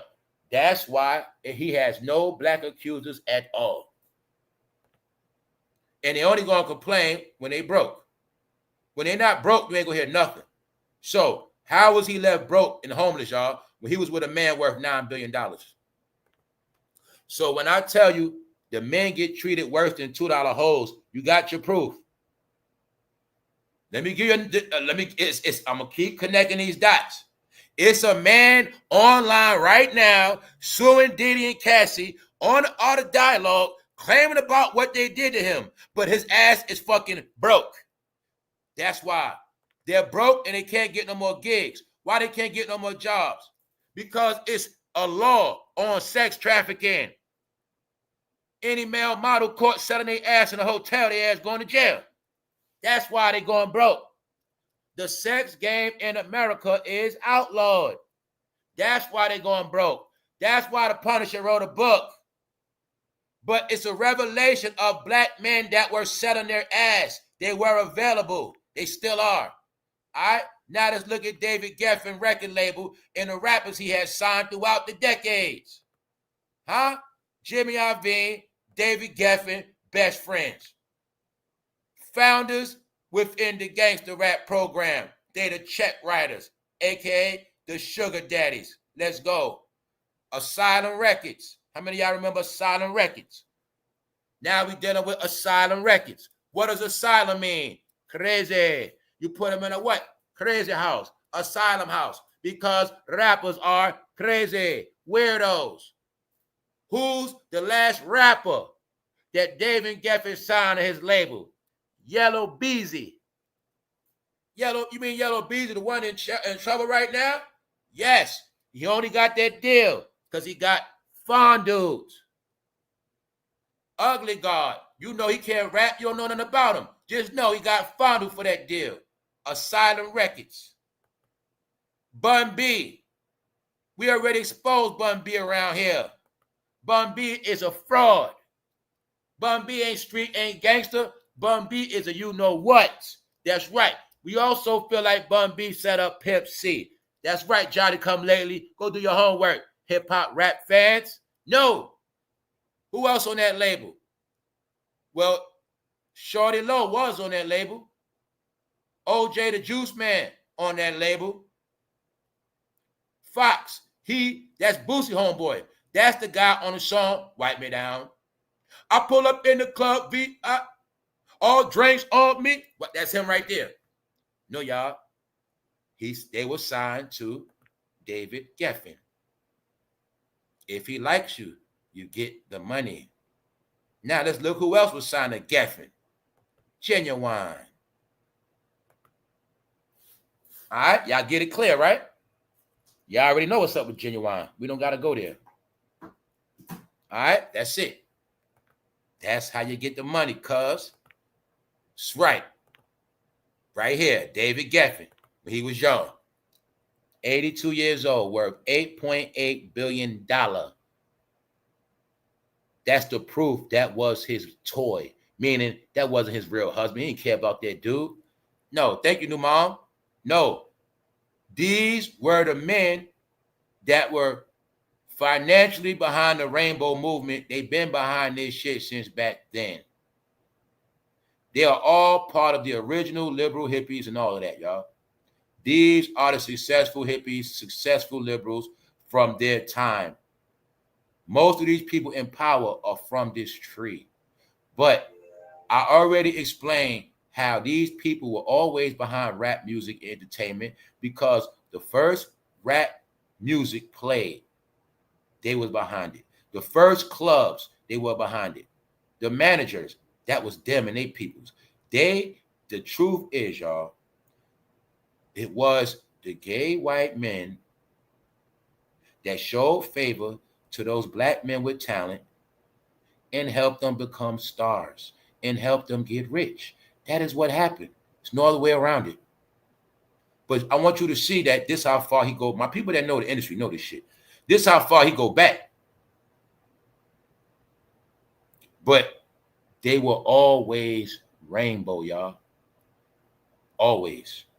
So they just now got to live in their truth. And now that they're living in their truth, they're exposing their truth. So when I tell you this is about revelation, about shit being revealed, it ain't no more damn secrets. It's only a secret for people that's blind and deaf. D4L. Girl, shut that laughing traffic. Didn't I tell you when they went to Atlanta, that's when they flipped it? Didn't I tell you when they went to Atlanta, that's when hip-hop was dead? You will see. When this came out, Nas told you hip-hop was dead. Everybody on this channel, you see what Shorty Low got on. I don't got to say nothing. You know what's up now. You know what's up. 2025, all right? They all had to be willing participants to get the money. Now, if you're in a group and you're a sidekick, you might have to do shit and you get jerked in the end because you ain't get down for that money. D4L really meant down low. That's right. It also meant D for life. D-I-C-K for life. That's right. Now what? Ever since this happened, everything flipped, right? They from Georgia, Little Richard from Georgia. It's the same program. See? Same program. See, y'all thought it was all laughing and dancing and fun. Yes, it was. But you had no clue, gangster. When it's all said and done, you're going to be like this. Laugh it. See? Grown-ass men Laffy Taffy, knowing that's some little kid candy. No, y'all. It's called Shorty Low, and his gang was signed to David Geffen, period. And when you get down for that money, you're going to be a punk. That's right. And you're going to sing Laffy Taffy or you ain't never coming out. That's how the shit work. All right? No more secrets, guys. You got to take this smoke. The mafia got exposed. The Klan got exposed. They had a whole series for about 5 years plus called Gangland. Every single gang in America got exposed, even down to biker gangs. Everybody got exposed. Everybody codes got put on TV. Everybody got exposed. Guess who didn't get exposed yet? Or should I say, guess who's getting exposed now? All right? Sorry, y'all. Y'all took pledges and oaths for the money, right? So you got to take what come with it. BG. Even though I already proved who BG is, because I understand what this gangster rap shit was about. BG is a what? Ha ha ha ha ha. Since he been over jail, how many women he been with? You didn't notice they do bigs, come home, but they don't be thirsty for chicks. They come home, be straight around men. When he got out of jail, who got him out of prison? Who pulled up the meters? Who pulled up to get him out of prison? Baby. Not a woman, not his girl, not his kids. BG was signed to Geffen, David Geffen. He was signed to him, Asylum Records. But BG was already broken in as a what? Minor. BG can't, remember, they say when you mad, you tell the truth. So remember, when BG was being blackballed, Lil Wayne was winning, and Baby was winning, Stunt Like My Daddy, all this shit winning. What BG say? He said, man, Baby and Lil Wayne, man, they be doing this, man. He said, man, remember he said that, right? So he called Lil Wayne and Baby, Zesty. But then he came home and went right back to Baby. But he don't know, he told himself, plus he don't know, I know Baby ain't sparing nobody. And I also know he got all y'all when y'all were young. I also know BG was a dope head. I also know that dope make you horny. Dope made a lot of men flick. Then you're going to see in every prison is dope. And they say dope give you the biggest hard on. And you're going to see every penitentiary somehow is a lot of dope, a.k.a. men with hard-ons on. It's a reason for that. It's all connected with rap. BG. Now he come home. I showed you him arguing with Turk. But I'm showing you that, no, they turned out from the industry young. BG was also signed to David Geffen. For those who don't get it. Genuine. When I tell you, the only reason why you know these people with a name is because they were all favored one way down, one way or another. Long as you play your position, when they done with you, you don't burn no bridges, you don't tell nobody, and you'll be all right. You still have a career. You might not be rich, but you'll still be all right. Meanwhile, we all know what y'all did last summer now. We all know now, y'all. So, when I tell you, you're going to what? All you're going to get is freaky news, exposing news of who they are and what they've been doing. That's all you're going to get left. It's all connected. This is the summer of humiliation. That's what it is. Now, is it a coincidence? This man by the name of the Punisher wrote a book talking about how he can't get money no more. They going on YouTube platforms. Didn't I tell you YouTube is the gutter now? That's right. YouTube is the only spot where you can go see a man give his confession about how he was sucking penis for money. That's right. Only on YouTube you find shit like that. I told you, YouTube is the trash now. Now you're going to see that the whole black entertainment is on YouTube, y'all. From people that used to have their own label, rappers, actors, the models are content creators now. The video vixens are content creators now. Fucking DJs are content creators now. Everybody, because they shove the ass to YouTube. Get it? They shove their ass on the internet. Guess what he got to do now? Start a fucking YouTube channel. That's what he better do. That's about it. That's right. The internet is a virtual prison. So I'm saying it for a reason, because they getting exposed on this internet. We're about to get into now how they all gonna be broke ever since Diddy is gone. Some of y'all don't get it's the end of black entertainment. Now I'm gonna show you how they all gonna go broke.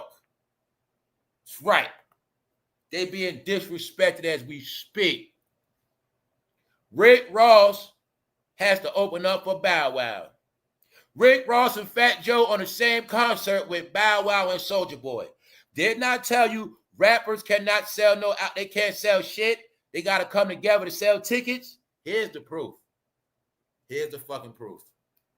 Did not tell you in the end these rappers going to just be mascots. Rick Ross was his own brand. He had a record label. Layback Music. He had his own label. Where's label at? Oh, I forgot. Both his artists got exposed out the closet. While laying in the bed with a man, Meek Mill heard on tape. But y'all don't get that Rick Ross had both of them first. Layback Music. That's how you get the deal. You want to deal with Rick Ross? Layback Music.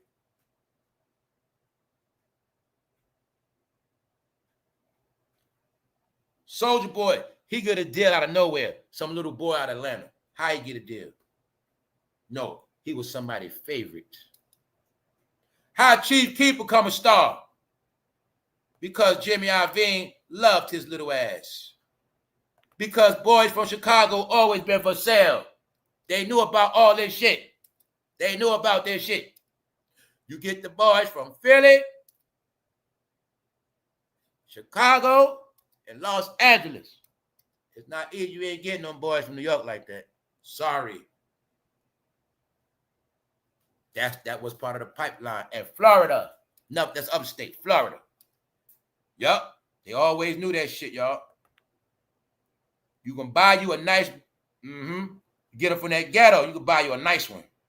That's what see, you a rep, my hood. See how you rep the hood? They looking at like, no, I got me a boy from a poor city for the low ticket. That's right. I got me a nice young man from Philly. I got me a nice young man from Cali. That's how they looked at the shit. Get it? They always knew. This been going on for decades. They always knew what that hood was for. That hood, you get you a nice pick. Pick one. And they going to do whatever for that check.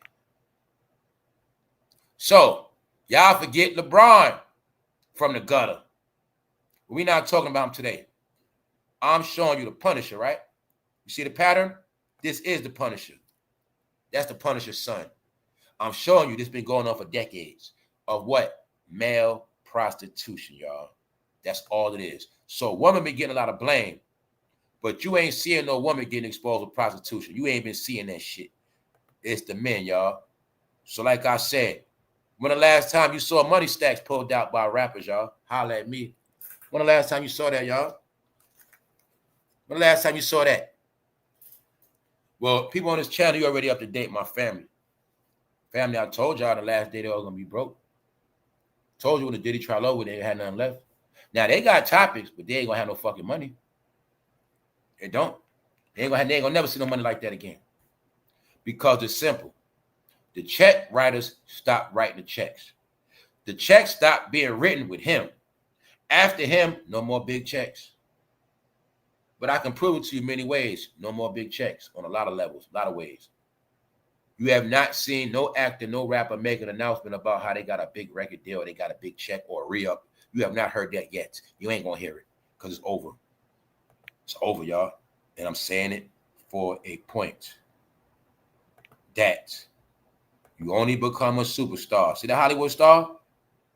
If it wasn't for Jimmy Iovine, Dr. Dre would have never been a superstar, y'all. Because Sugeknight would have put his lights out. It would have been over since then. But no. The Hollywood executive loved Dre. Even Russell Simmons them loved Dre. Because Dre was down with them, y'all. It's a reason why Sugeknight called them Uncle Tom sellouts. it is said that they couldn't control Sugeknight. But I know what happened. See, they all wanted Sugeknight around when he was protection, when he was bodyguarding Jimmy.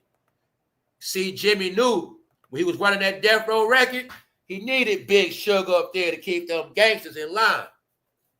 When people can get this main part, gangster rap for us was entertainment, but for them, it was a mind control prison program. A mind control prison program. That's what it was. It's a mind prison program that they gonna get rich off the shit. Y'all gonna love it, but we gonna get rich. Y'all gonna love it, but y'all gonna get brainwashed. Y'all gonna love it. We gonna make all the money, you gonna stay poor. And guess what? For me to make my money and run this label, the money, the new market is gangster rap. I can't do this shit. Big Shug, here you go. Big Shug, you gonna run this shit. Cause you gotta side on Bloods and Crips. Big Shug, you built for this shit. But Big Shug was like, I'm not trying to I'm trying to do what I want to do. And you're gonna see. When it was all said and done, Shug ass out of there, right? It's for a reason, y'all. It's for a reason. Like the other day, I'm sick of that too, right? Then people say, every time I speak on Shug did this, Shug. Family, they all did shit. When you understand these celebrities, they all do fuck shit, they all piece of shit. But it's okay to say when they did something right. It's okay. Because I be tired of that shit, y'all. And meanwhile, I have exposed everybody, every single person already. But I hate when people come on this channel. You must be a Nicki fan. Bitch, you didn't hear when I slayed Nicki already. Slayed her already. I don't got to keep slaying her. I slayed her 2 years ago. All right? So, that's what I be saying. Now, it's the same formula why people still don't want to get that what? Man, you all been pranked. You've been pranked. What you think Snoopdogg is? You know what Jimmy Iovine is. You know what Dr. Dre is. Who found Snoop Dogg? Who found Snoop Dogg? Even though it's many people from LA that can rap, been rapping their ass off, why did Snoop Dogg become a superstar? You only gonna be a superstar when a rich white executive love your ass. And it's only one way they're gonna love you. All right, that's it. Hopefully you getting it. None of them made it off talent. How many times you heard Dr. Dre don't even make beats for real? Because not about his talent. No, Dre, you work for me and you gonna run this shit for me. That's it. Let's go. Now they on tour embarrassing themselves, y'all. They are on tour. Guess what? It is so. These fools are going. They are doing a show in North Dakota. I couldn't even say it out of my mouth, man. That's how sorry they are. They have to perform together in North Dakota. I have never heard of them going on. I've never heard of this. That's how sorry they are. That's how sorry they are, y'all. They are performing in North Dakota. Didn't I tell you this shit bad? You ain't gonna see it in no city. Here's the proof. North Dakota, y'all. That's their fan base. Meaning, they are so corny. Only people bored enough to buy. They got to go to a state where they ain't shit to do. North Dakota, y'all. This is rap. This is what it is now, y'all. So it's not what it used to be. It's over with. But did I tell y'all before I said, family, start downloading your favorite songs. Start putting together your playlist. Because soon you're not going to remember a lot of shit. It's all going to disappear. Y'all thought I was playing. It's going to disappear, y'all. Y'all better start making y'all playlists. That's what you better do. Meaning, this shit might... Okay, this is what I said before. Rap is crashing now. But I also know what these people doing. I'm not stupid, y'all. They're already bringing back records. Put it like this. It's not... I'm going to show you this money shit, y'all. It's easy for them to crash this shit now, let rap be dead for a little while, then bring that shit back out with CDs, tapes, and cassettes. And the only way you're going to get this rap shit again, you got to buy all the classics back. See how easy they can do that? Very simple, y'all. Maybe streaming was to get us off the music. Because we stupid. How many DVDs you bought, y'all? Spent all that money on DVDs. What them shits at now? All the VCR tapes. Guess what? That's still quality shit. Do you know some people still kept all their shit? Because you got converters now. People got converters, still kept all their shit. People got all their Blu-ray, all their VHS, because they still was top grade films. Yes, the trick was to get us off all the shit. So we won't have shit. Same way you don't got no photo album, you don't got no physical pictures, you don't got no physical shit. Just a phone, y'all. Told you. The plan is, if I get your whole life on a phone, if that phone deleted, you got no more history. Meaning, if we start taking shit out this internet, off the algorithm, it's gone. It's already happening. When I go on YouTube and search shit I try to look up, it's gone. Because they took it down. You can Google something right now, AI take it over. And what you're looking for might even pop up. It's disappearing. So it's to the point now, if you don't have physical copies, it can disappear. But if they destroy all the physical copies, that makes the physical copies more valuable. See the game? Now, the industry been dead let's say it was dead 5 years. Then they start bringing CDs back out. Or next thing you know, all the hip-hop classic albums worth money. All them shits. Every classic album worth money. All you got to see, you look, and even with these cases, it's fucking up their catalog. So look, if hip-hop was to become valuable today, Diddy stock would be down already. You get it? Because I'm about to say, if hip-hop was to go back to CD and collectible shit, Jay-Z shit wouldn't be worth as much as it would be. So like I said, I was talking about the Cosby Show yesterday. All of their brands are being tarnished, which means in the future, they're not going to be worth a lot. But say if Jay-Z stock didn't go down, it might be a day I could sell a Jay-Z CD for $100. Easy. I got that reasonable doubt. $200. You want some real rap? That's going to be the new drugs. You're going to be so feeding for some real music, you're going to be like, damn, I ain't heard this shit a long time. Because that's how it's going to be. You fuck around, got to pay for that shit like drugs. I finally got my favorite music back. Yeah, y'all, because when you destroy the culture, the history, you got to take the music. So you'll see Shorty Low is dead. But Shorty Low was signed to David Geffen. Now you see, this is the man that put the money behind, girl, shake that Laffy Taffy. That's right. But Laffy Taffy was really about pink dildos. That's right. But, yeah, just know that Hip-Hop History Atlanta, David Geffen is the one behind that song. So if he didn't get Shorty Low that money, that shit would have never came out. Never. Never. Don't forget that. When I said I'm the one that gave these people their credit. That's why I started talking about the executives, because when everybody was, I had to show the history of these executives, showing you that hip-hop was always backed by rainbows. Rainbows always controlled it. And I was showing y'all that they weren't getting their credit because you were taught, or they played this game called You're Gonna Believe They All Are Kings and They All Run Shit. But this rap shit, this black entertainment thing, he was the king of it. I'm asking you again, since Diddy been gone, have you seen any black celebrities with money stacks? Since he been in trouble, have you seen anybody with money stacks? Have you seen anybody with money stacks since 2023? I don't think so. But you still don't get it, huh? You don't get it, do you? No, they're broke, y'all. They're gonna keep going broke. Let me show you how to give it. So you get it clear. When I say the executives ain't cutting no more checks. Hollywood, Harvey, no more checks. Jimmy Iovine, Death Row, Tupac, shit over with. He ain't cutting no more checks. David Geffen, now he might still be cutting checks, but I doubt it because he really in the film like that. So they made all their bones already. These men, which I don't get also, these are men living their life, y'all. So they don't care about entertainment no more. They want to live their life. These are the men that made all their money off hip-hop, and now they want to just live their life. That's why I was telling y'all they out in that closet, because these are some of the men that were fighting for rights. David Geffen and them had money behind the rainbow community. Like I say, they real members of this shit. They the ones that had the money behind getting these laws passed. So they want to live their life now. You want to see, they don't want nothing to do with that rap shit, y'all. That's what it's about.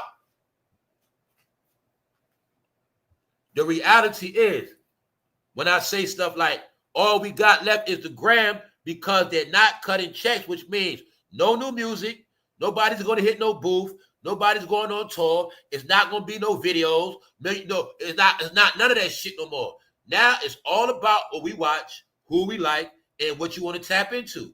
But the black celebrities are playing make-believe on this internet like they still got a career and they still lit, but they are not. That's all I'm saying. Not because I said so, because they said it. And you also have the proof that none of these people invested in shit. So if Harvey went to jail, John Singleton dead, common sense. Why nobody else in entertainment started their own film company yet? I keep giving y'all examples of how the blacks are hoes. They just want the check. Now, Tyler Perry, he got a studio, but that's just him. He don't count. Why nobody else ain't do that shit? Why nobody else ain't take over the entertainment field? Like, you get what I'm saying, y'all? All right. Why nobody knew? Okay, who's the biggest CEO of rap right now putting out music? Who the biggest CEO right now we speak? Who the modern day Diddy right now we speak? Well, these are the questions to show you that the game is over. How the hell is it a rap game if there's no rap executive giving out checks, signing deals? I'm talking about for real, for real. I'm not talking about no manager or actor online. I'm talking about real shit. All right? Hold up. The CEO has no identity no more. That's right, because it ain't no money. They're not playing that game no more. Remember? Master P, Baby, they're not playing the executive game. Those were games they played to make us think they were bosses, to make us believe the dream that one day I'm going to be a CEO. One day I'm going to be a boss. That's what they were selling us, y'all. That's what they were selling us. We ain't buying that shit. Top of the top. We just getting started. I'm just getting started. Because I'm about to show y'all why they're going to be broke while Diddy gone. And we also going to go back into the proof what I said. Show y'all this, what we're going to be talking about in a minute. Sean Combs and Jay-Z friendship timeline. From storied hip-hop rivalry to Diddy's recent legal troubles. What is the date on this? December 10th, 2024. Family, see how we were just talking about this? See how fast time fly? See how everybody's unaware of shit, don't know nothing? Even though it's New York Post national news. When I keep saying, if you think did Jay-Z get away from this one, people already did their homework on this idiot. Why? Look at the date. Come on, popcorn brain people. When Jay-Z's birthday is? December 4th. What day did Jay-Z get accused of going in a room? Well, you will see. This is from within the same week he got accused of going in a room. Sean Combs and Jay-Z friendship timeline from story hip-hop rivalry to Diddy's recent legal troubles. So like I said, we spoke about all this already. I'm not going backwards today. So I'm showing y'all for a reason. Because Diddy ran our era. He was the David Geffen of our era. He was the Jimmy Iovine of our era. Period, hands down. So now you're going to see, y'all. So a lot of y'all you're online more than me. You might be an online consumer of entertainment, meaning you look at this shit all day. Okay? Well, if you want to prove stuff to yourself, all you have to do is watch and listen how they all are acting now, and you see their works. Don't judge them by how many times they go live. Judge them by what the fuck they do in real life. But you also can judge them by what they say out their mouth. And you will see they're not talking about nothing.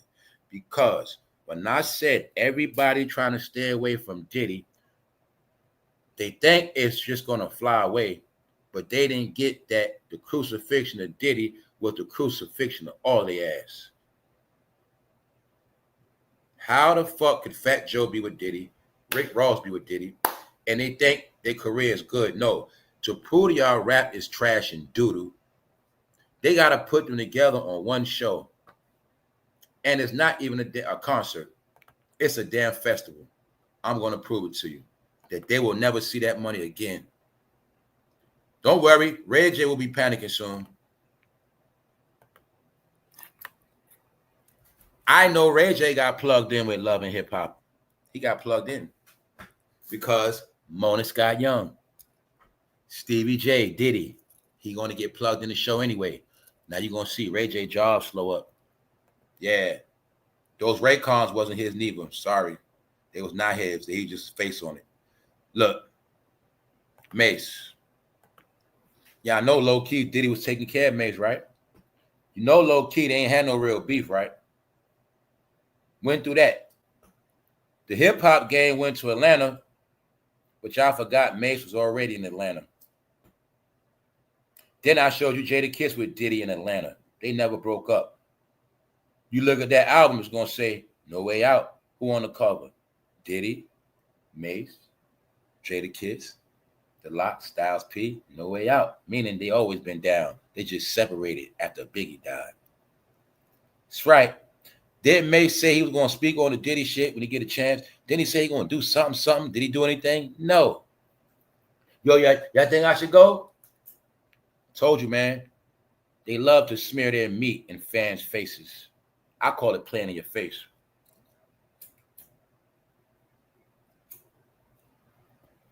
Ain't that man I'm called Puff Daddy in the family? All right. Now, I'm saying it for a reason, man. Because they've been letting us know what's up. And the truth is, you're going to see them all go broke. So like I said, since Diddy been in trouble, have their careers went up or down? It's simple. If it's not going up now, it's not going to go up never. Simple. But I told you, if all of them would have spoke out when Diddy was out, if they would have got that, if they was, see, they don't understand, right? That Diddy saga was a movie. It was a lot of shit. But if the rappers would have been giving their parts of the movie, their stories, it would have made, it would have been, you see, I showed you Capricorn Clark and others. Even the Punisher wrote a book. He going to be most, everybody's going to remember the Punisher forever. When I told you even Genedeal was smart. No, they were the smart ones. Because they were too stupid to even get their opinion, like they aspect of shit. If I've been in this rap game and I see it all, I mean, what, am I die with my secrets? Unless I was dirty just like Diddy. Are you getting it? When I said it ain't what they say, it's what they don't say. The only way you ain't going to speak about Diddy is two things. If he got your ass or you get down just like him. So now you're going to see why after the case, it was a what? Celebration. Damn right, Diddy. Damn right. We made it, man. We free. We free. Only people he got or people who get down like that condone the shit. And the Diddy, when I say the Diddy trial was exposure. That's right. Are the freaks and perverts, mainly black men, because ain't no women support that shit. No, y'all. It's the men that's the most turned out, y'all, not the women. That's it. And I'm talking about straight men. The men that's supposed to be, the men that look the most straightest. This is what I'm talking about. They the most flipped out. All right? Because ladies, you going to see this man, bro. Everybody going to see this man. You going to think that man straight.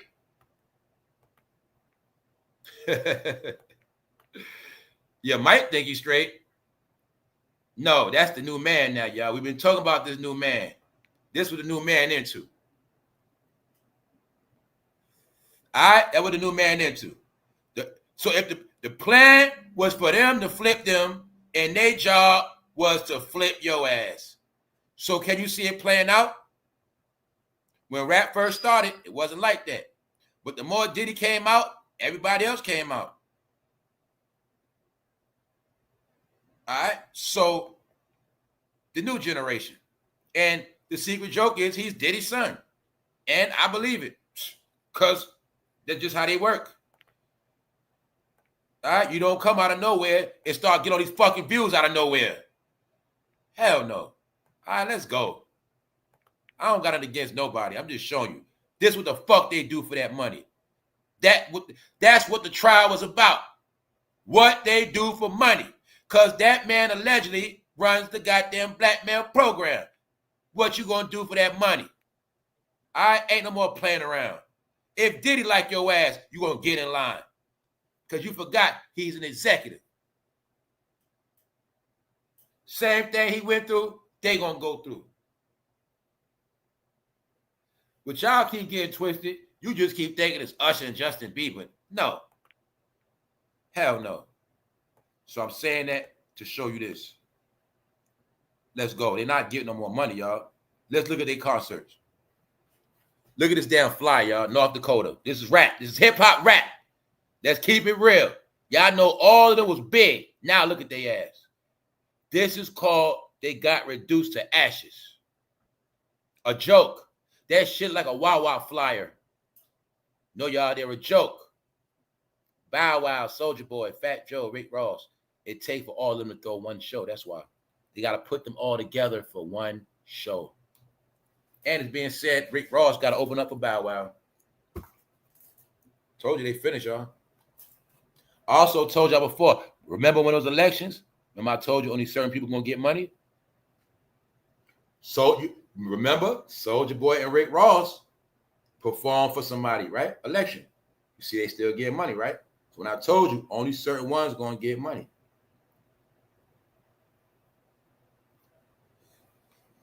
That's it. In fact, Joe, I hope you ain't put that news on yourself for clout. Because some of y'all so desperate, I'm starting to think y'all making up news on yourself. I think they think that, I'm just going to say it, I think it's beyond they think people stupid. I think now they think most people with that shit.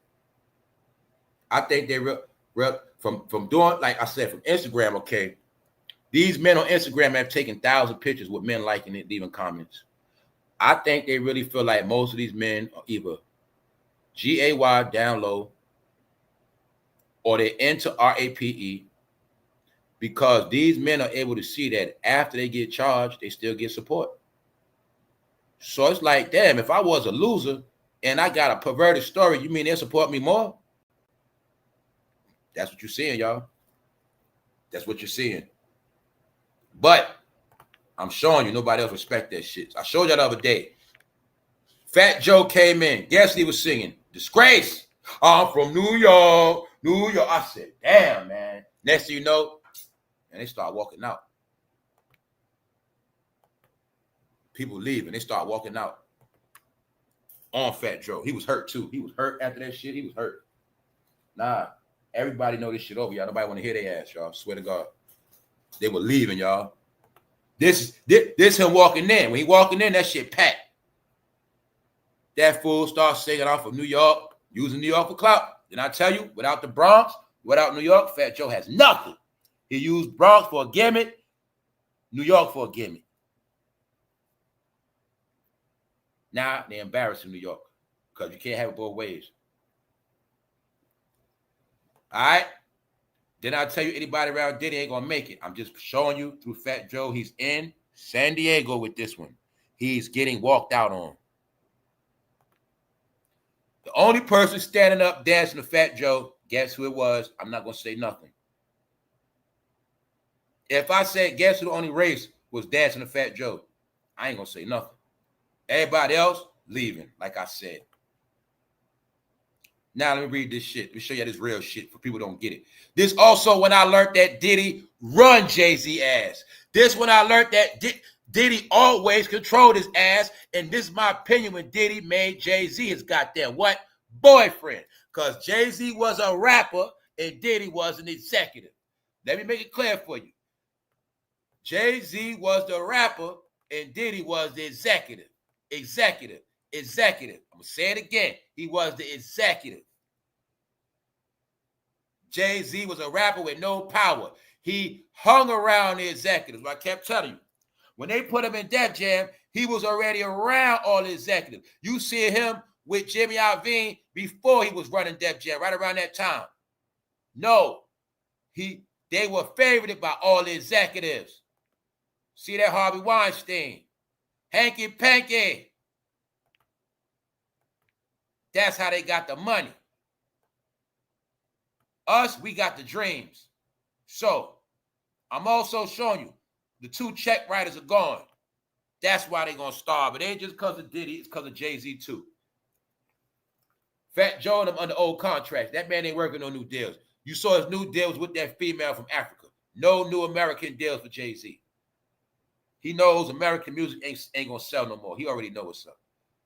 Well, I told you before, when she started doing cowboy music, I told y'all, they know black entertainment is dead. That's why they're doing cowboy music. All right? So let's go.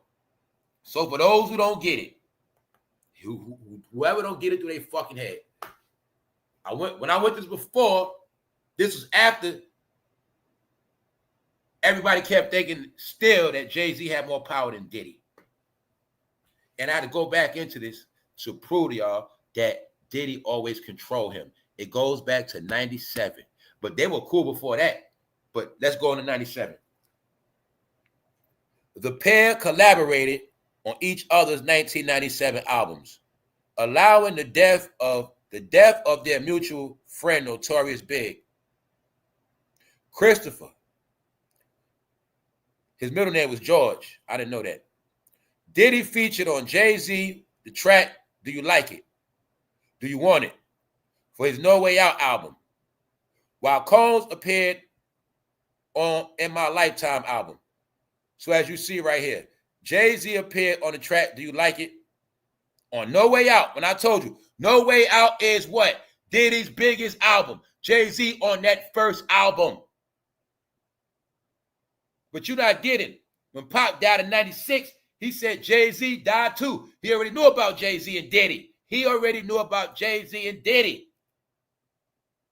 They go back. I'm going to show you something else about Jay-Z and Diddy. Today is connected, y'all. I'm gonna show y'all this connection. When he died, Biggie was signed to Diddy's record label and had previously collaborated on Jay-Z's first album, Reasonable Doubt. Now, I want you to understand this media is the New York Post. So this is not black media breaking the shit down with detail. When I keep telling you, the people that know their real fucking history, the people that know every fucking thing about them, they are the ones exposing them. All right? So I kept telling you, when I get real news, I don't watch janky news. I don't argue with people about shit. Jay-Z was a fucking rapper like Mace. It's just that his image was, you're going to be a fucking king and a leader. You're going to be a politician. That's all it was. You see him right there? That's where he's goddamn Diddy's bitch. Because I had to show you back then, Jay-Z was broke. Diddy was over 100 million already. When he did No Way Out, Diddy was worth 100 million. Jay-Z was not that big yet. The car on his album, Hard Knock Life, with the Bentley was not his. I went into all this shit to show you. He became a favorite with clout and opinion, but Jay-Z never had the power Diddy had. He never had power until he started laying up with executives. Then he got power. That's all it was. 97, showing you how they first got together. Let's go. 1999, Diddy and Jay-Z get into trouble for separate events. People don't get that when Jay-Z did that so-called stabbing, 99. When Diddy and J-Lo with the shooting, 99. This is when Jay-Z and Diddy started to stamp themselves as being gangsters in New York. This will be the formula, so in the future, people will start to respect them as gangsters, which would take away from their what? Fruity persona. Which would take away from their what? Fruity persona. They built up tough guy images. That's what the charges was for. You can't make them believe you gangster unless you got them gangster charges. Then after they got locked up, you started seeing every other rapper started getting locked up. It was part of the program. To be a rapper, you got to get locked up. See, the code now is, okay, you want to get this rap money, you better put on that pink. Back there, you want to be a rapper, you better have some jail on your record. Something. So they started doing jail as a gimmick. Meanwhile, we also went through that. We feel like a lot of that shit was staged, but it wasn't staged. Let me tell you my opinion. When Biggie died, salute punches. Thanks, bro. For those who don't know, Biggie had his own record label with his partner named Un Rivera. Lance Un Rivera was Biggie's partner. Biggie had his own label, y'all, when he died. His partner was Lance Un Rivera. So you're going to see, after Big was dead and Un was running the label, Jay-Z stabbed Un. But Un was part of Biggie's legacy and money. But you can look at it now, maybe Diddy told him to do it. Maybe Diddy told him to do it. Why? Biggie's dead. That's Biggie label. I'm making this money, still trying to keep Big legacy going. Jay, I need you to do me a favor. Take care of Un for me. So what happened? Jay-Z actually allegedly stabbed Biggie's man. Also, y'all know Biggs with Charlie Baltimore. Y'all also know when Biggie died, they took over Junior Mafia. Because I tell you, they did some shit. They took over Junior Mafia, they stabbed Un, and they took over Biggie legacy. But you're going to see, right here, the rappers found their names splashed across the news following two separate events in 1999. Jay-Z received 3 years of probation. Ben knew they was the pole. Because in New York, there's no such thing as stabbing nobody not getting no time. It's not. I don't care how rich you are. You're going to do something. All right? Probation, 3 years. No, that was for Jay-Z's street credibility, for New York and the whole world to believe that Jay-Z was actually a gangster. That was all part of the marketing scheme back in New York. It was part of the gimmick, y'all. When they knew that what? Going to jail help you get more what? Record sales. So I told you that was the gimmick then. Going to jail. Because they started to lay down the criminal program. That's why you're going to see Jay-Z allegedly went to jail and Diddy, then Jay-Z come out with what? State property, right? It goes together. When I already proved to y'all, they went into this jail program shit. Jay-Z was in charge of the prison program. You see that to this day. You just didn't accept that his job was to help niggas go to jail. That's right. Follow the rap. Follow everything I say on this mic. Follow every song, and your ass gonna get you a RICO charge. Rockefeller law. That was the whole shit. Now let me show you something. Everything is an update. What you looking at? The new people that came to this country. This is when they had them with their private buses shipping them all around New York. But my point is, I had to show y'all with detail. Family, remember a couple years ago I said, don't worry, everything gonna start picking back up. The fun, the shows. I said because the shows are gonna be for the migrants.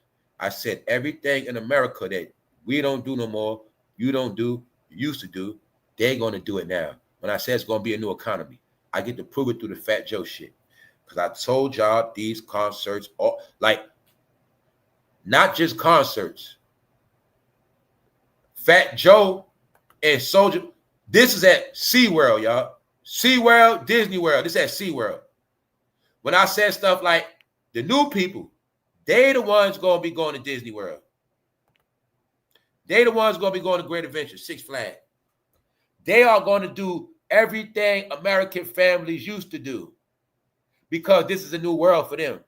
They are the new economy. This is what I wanted to tell y'all and show you to your face when I said certain people, you're not relevant no more. When I say certain people, your life has been on the internet now, meaning you're going to be online, they're going to be outside. Because they're here in a new country. They're not going to be in no damn house. Now, them and their kids going to Disney World. Them and their kids going to SeaWorld. Then I say these old rappers are going to be performing for the new people. Y'all know I told you that a million times. I said because when you're not from this country, you finally now get to see an American rapper in public. So they can go see Fat Joe. It's new to them. We finally get to see Fat Joe. See, that's why I was like, when I was talking about the new economy is for the new people. Now I'm showing you, this was the 2025 lineup. This is the tour Fat Joe and all them on. But I wanted you to see, they are the only rappers on the tour. When I showed you and told you that rap and black entertainment is dead. They are the only black group allowed to be on the tour. And they're making them be on one stage and one night. That's it. Meanwhile, you're going to see everybody else. Jelly Roll. All right, some people I don't even know about. But this is, you see Limp Bizkit. But this is the lineup Fat Joe and them on. You see the tour? All right. But now look at it like this. To us, it might be corny, but when you're new in this country and you want something to do with your family, that's what these events are for. The new people. Yes. But I also want y'all to see life after Diddy. No money. Now, Rick Ross ain't broke, but I'm just showing you. As far as his status as a rapper, zero. As a businessman, yes, he respected. So that's why I say, now Rick Ross, he doing this as a hobby. You know he owns shit. You know he's straight. But I'm showing you how they respect rap. I'm showing you the level of rap.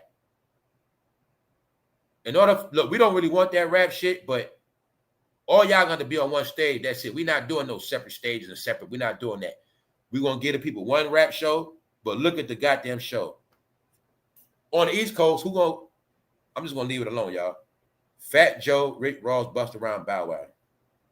Come on, y'all. Somebody, you can pay for them to come in your backyard right now for the right price. Yes, you can. No, the end of an era. August 2007. Diddy spanks Jay-Z twice during Hip Hop Festival. All of this truth came out right when Jay-Z got accused. This come out right after Jay-Z makes a statement he don't know Diddy. Sean Combs and Jay-Z friendship timeline from storied hip-hop rivalry to Diddy's recent legal trouble. Who is telling you the truth about these New York rappers? The New York Post. Jay-Z, how you don't know him? All right. Now let's slow it down. Do you think he's going to get away?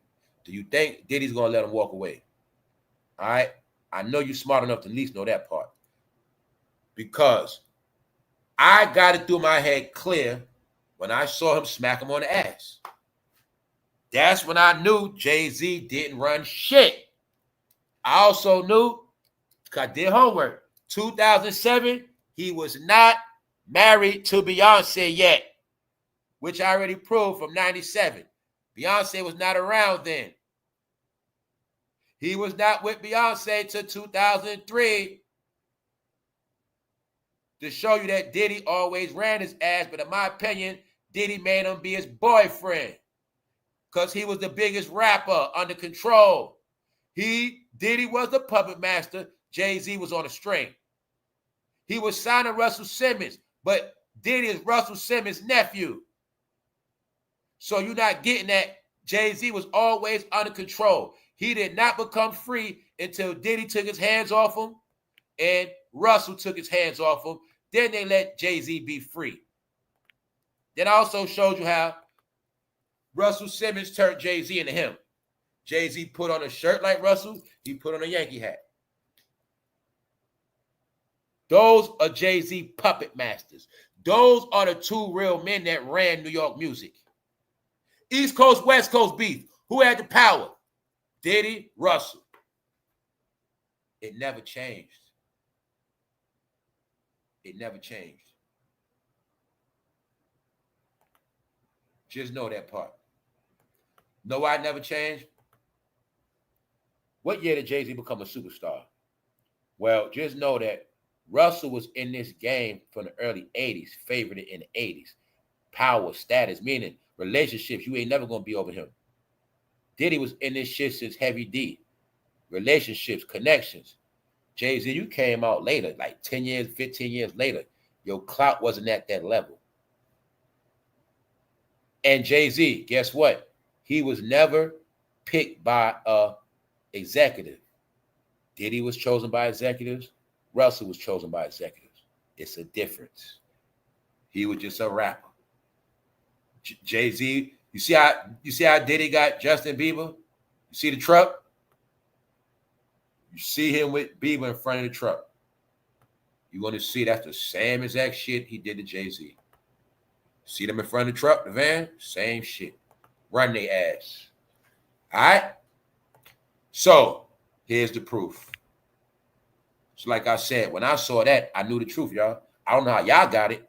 Because remember, your brain just stayed freaky. Diddy fruity. No, I said, yo, he hazed him. He did it on stage in front of everybody, y'all. If I'm not like that, this the highest disrespect. If I don't get down like that, you smack me on my ass. That's a fight, bro. And he did it hard. He did it twice. And he did it hard. The fact he did it hard made it disrespectful. He didn't even do it like a sports player.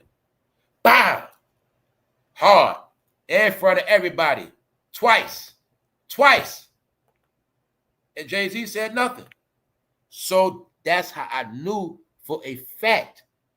This also was a video leaked after Jay-Z said he didn't know that man.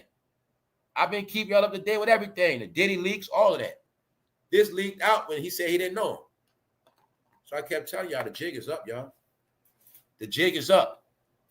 Diddy was the executive. Jay-Z was the rapper. The executive always controlled the rapper. The executive will have his fun with the rapper because that is the industry. See Usher and Russell? All right. Usher had fun with Russell. Jay-Z had fun with Diddy. Really, Diddy had fun with him. All right? 50 know about the shit too. So, when I tell you, you're going to see that 50 is the only one that told us the truth that Diddy tried to get him and take him shopping. But you got proof that he smacked Jay-Z on his ass. Not only that, this was my proof that he was his fucking boyfriend. Simple. Simple. When I saw that, y'all, just let me know. Jay-Z don't have no power. Never did. And it also lets me know a lot of y'all believed in that fake shit, and you still do. All right? What else I spoke about? When all this shit was going down, those black bloggers couldn't talk about it. Because I kept telling you a million times, I got to keep saying it because this shit old, and it won't go away. So, you're going to see it. This was not a headline. National news. Nobody wanted to talk about this shit. Because Jay-Z controls this shit. But he does it no more. So, this was how I knew he was his fucking boyfriend. Because this is also before he married Beyonce. Let me show you the ways. This before he even was with Beyonce. This before he even married Beyonce. On stage. Told you a lot of men are groomed. No, it is a rainbow culture. They were all rainbow acting straight. Or no less than bisexual, all right? Acting tough, gangster, no. And you have no proof of no gangster shit, period. You have no proof on none of them. Not even a weekend in jail for drunk driving. Not even that. No, it was for you to believe that shit. You're going to go to jail and you're going to be gay, bruh. You're going to be down low. Just like them. That was the plan. All right? Time's up. Time's up. So I told people all this shit coming to an end. So why people don't want to acknowledge that everything has its time? No, it's their time now. Time's up. I can accept it, can you? Time's up. They don't want to accept it. Let's show you how they, let's look. Huh? What happened to him? He got his ass whipped. What up, Punches? What up, bro? He got his ass whipped. Why? Because they're hard-headed. That's why. They don't get it unless you go upside their shit. They always think they're going to beat and cheat something. Check it out. I'm going to keep showing y'all every fucking day. Beat up. The face of failure. Idiot. What'd he do, y'all? He tries to go to Mexico. You know Negroes want to go overseas. They love overseas. But I also know a lot of Negroes been trying to go get their own connection. They've been going overseas trying to find a plug. Why? The border shut down. They can't get no drugs. What else they been doing? Going to get BBLs. Also using BBLs as an excuse for their girl to go meet the plug. Re-up. What happened? They whipped his ass. They told him, get up out of here, nigga. That's right. No, everything ain't racist. Sometimes it's just because you're stupid. Now, it was already an announcement to get out of certain countries. For two, did not tell you they're foreigners. We from California. Did not tell you a lot of blacks are foreigners. So they don't know American law. They know American rule. When the country of America said, don't go to certain countries, it's lit. He didn't listen. What else? You ain't got to hear that. Let me show you how fucking dumb he is. When you a foreigner, you're not going to know America. I'm going to tell you again.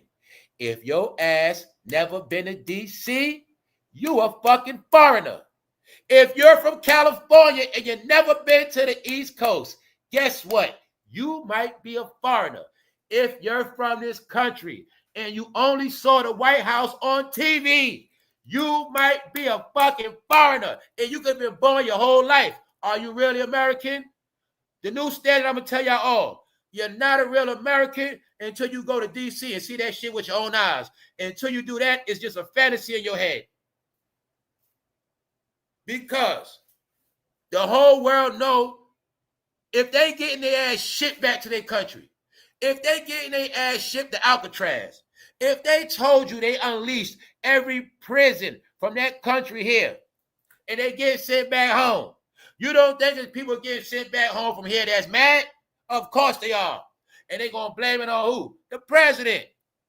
Of course. And they got the right to. So you the one that's stupid. Some of them idiots, some of them people that just got their ass sent back to Mexico. Here you come talking about. This is what he said, y'all. He got robbed and beat up. They took his jewelry. They took all his shit. But he should have known that when about a year ago, that girl or her friends from South Carolina got their ass whipped and kidnapped. Because Negroes been trying to go on vacation and trying to meet plugs, y'all. So the Mexicans been robbing their ass, all their ass. In a lot of places, anywhere they go, they're going to get beat up and robbed. I told you already. It's already like that. But y'all always want to go out the country. So let's look at it. You don't know shit about this country. You're fucking dumb as fuck. Meanwhile, you the main ones want to go to other countries. How? What the fuck is wrong with y'all? No, you're going to get that ass whipped. Why? They don't get when it's over. Till the Grand Reaper come get their ass. When they get scared, then they want to straighten up. But I'm going to tell you this, your time is up. You don't get it. By you going over there getting your ass whipped, they telling you, you guys ain't important no more. Get the fuck out of here. It's up. It's up. What part y'all don't get? Do I got to show you the hourglass so you get what time it is? Because you don't know about watches. Y'all time is up. But it's not just that. It's smoke with the country. It's smoke.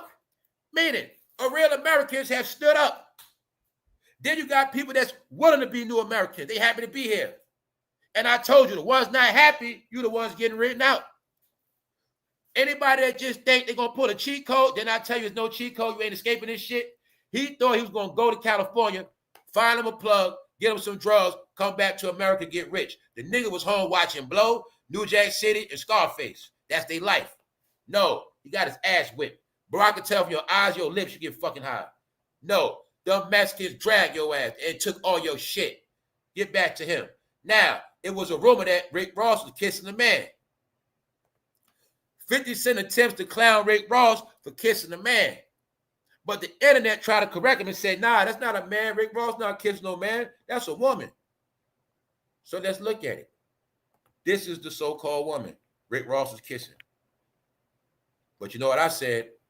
Ain't no proof that's a woman. Ain't no proof.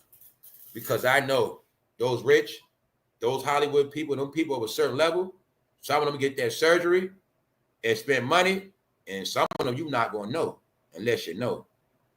So the internet, 50 Cent said Rick Ross is kissing a boy. Because 50 Cent probably know what he's talking about. The secret of Hollywood. Shh. Vivica. Huh?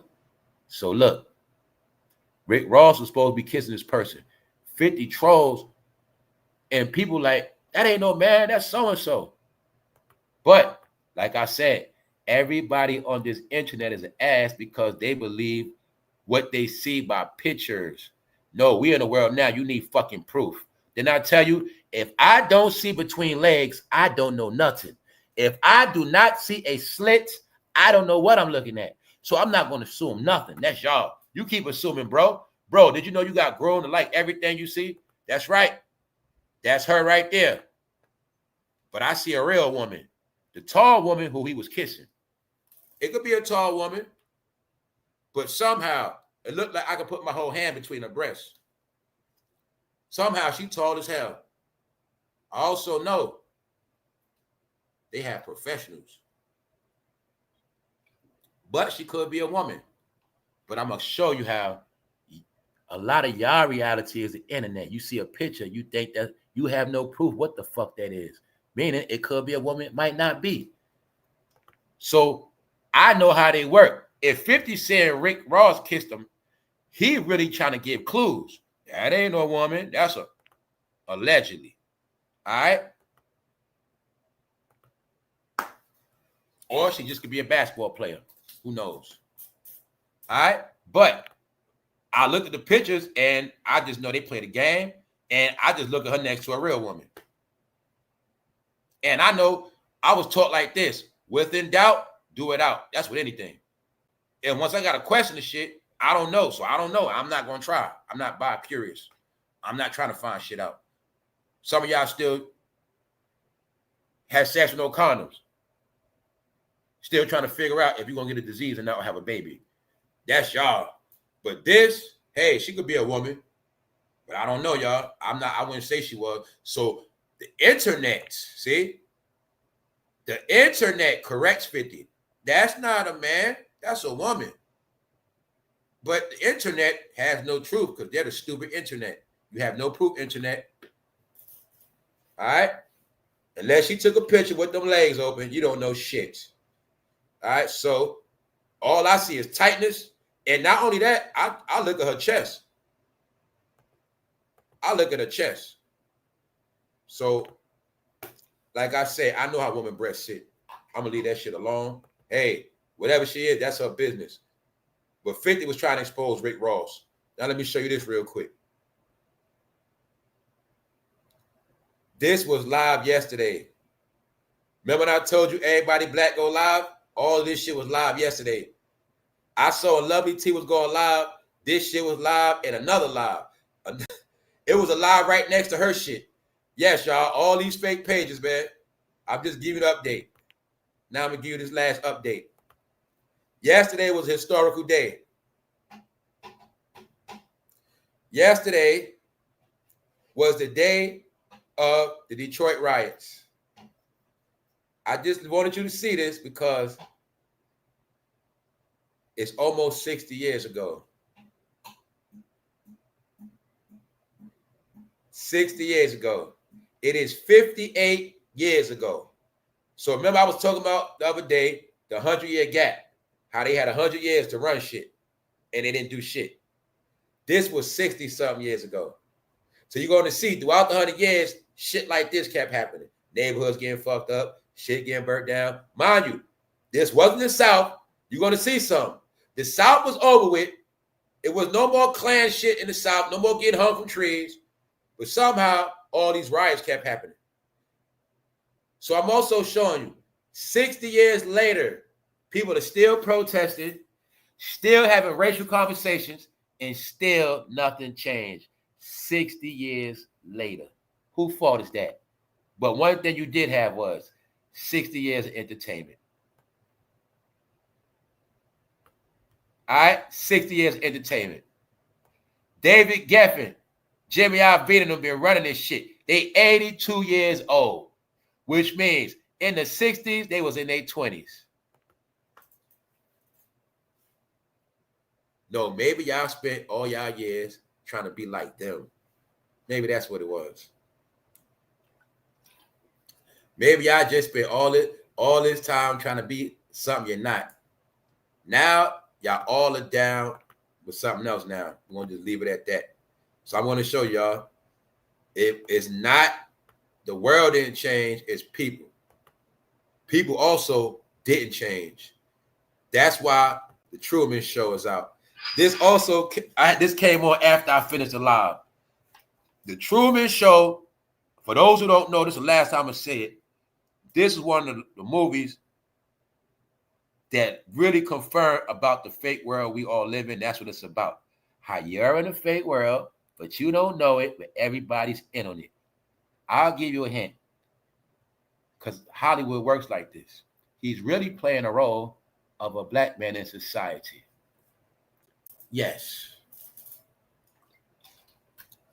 But everybody's in on this sleepy dream.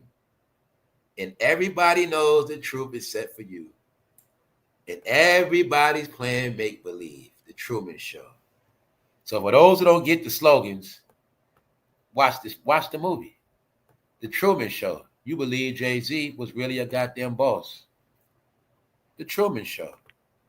Hey, you might have believed Diddy was a clown. Whatever you believe. Something you believe are straight fake.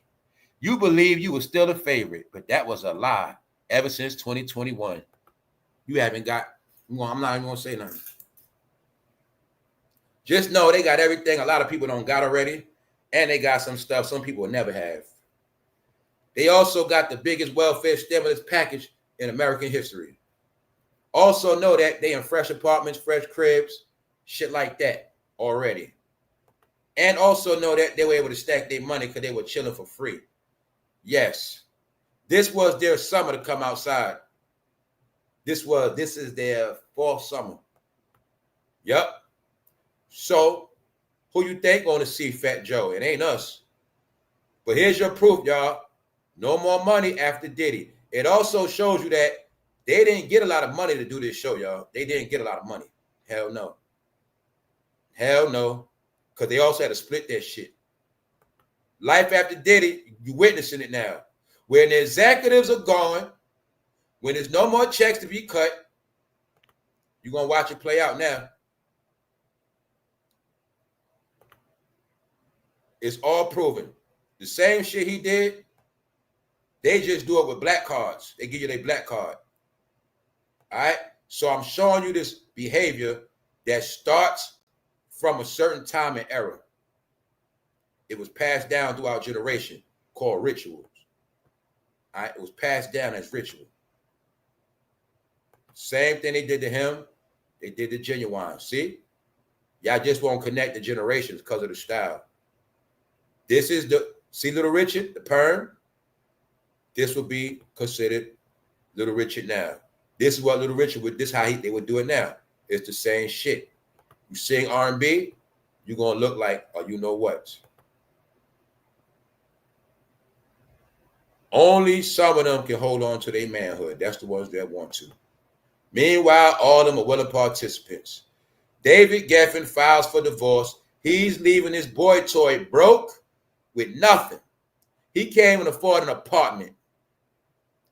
So while Geffen was dancing the night, Michael said he was left homeless and financially stranded, a sex slave, a slave, broke, just like the Punisher, just like Cassie, just like these rappers. Same shit. The lawsuit includes allegations of breach of contract and paints Geffen as someone who used his status and billions to control and ultimately discard a vulnerable partner. This shit getting thrown out, bro. You was a willing participant, man. It's getting thrown out. No, you an idiot. What else I showed you the other day? Which rapper did I show you with a see-through shirt on? I think it was an LA rapper. It was one of them. See-through shirt mean you know what. This is about what allegedly straight men been doing. This whole thing is a down low black man revelation because they were the main ones flossing, talking shit, but they the main ones been bending over. They the main ones been swallowing, y'all. It's just the facts. I'm saying it because this shit ain't gonna stop. It's playing out. Because this is really disgusting. He's 82 years old. He met him in his DM, offered him 10 grand. After that event, he made him his boyfriend and kept him. But now he's finished with him. The same thing David GEFFEN is doing is the same thing they did in slavery. That's it. Same shit. A damn indentured servant.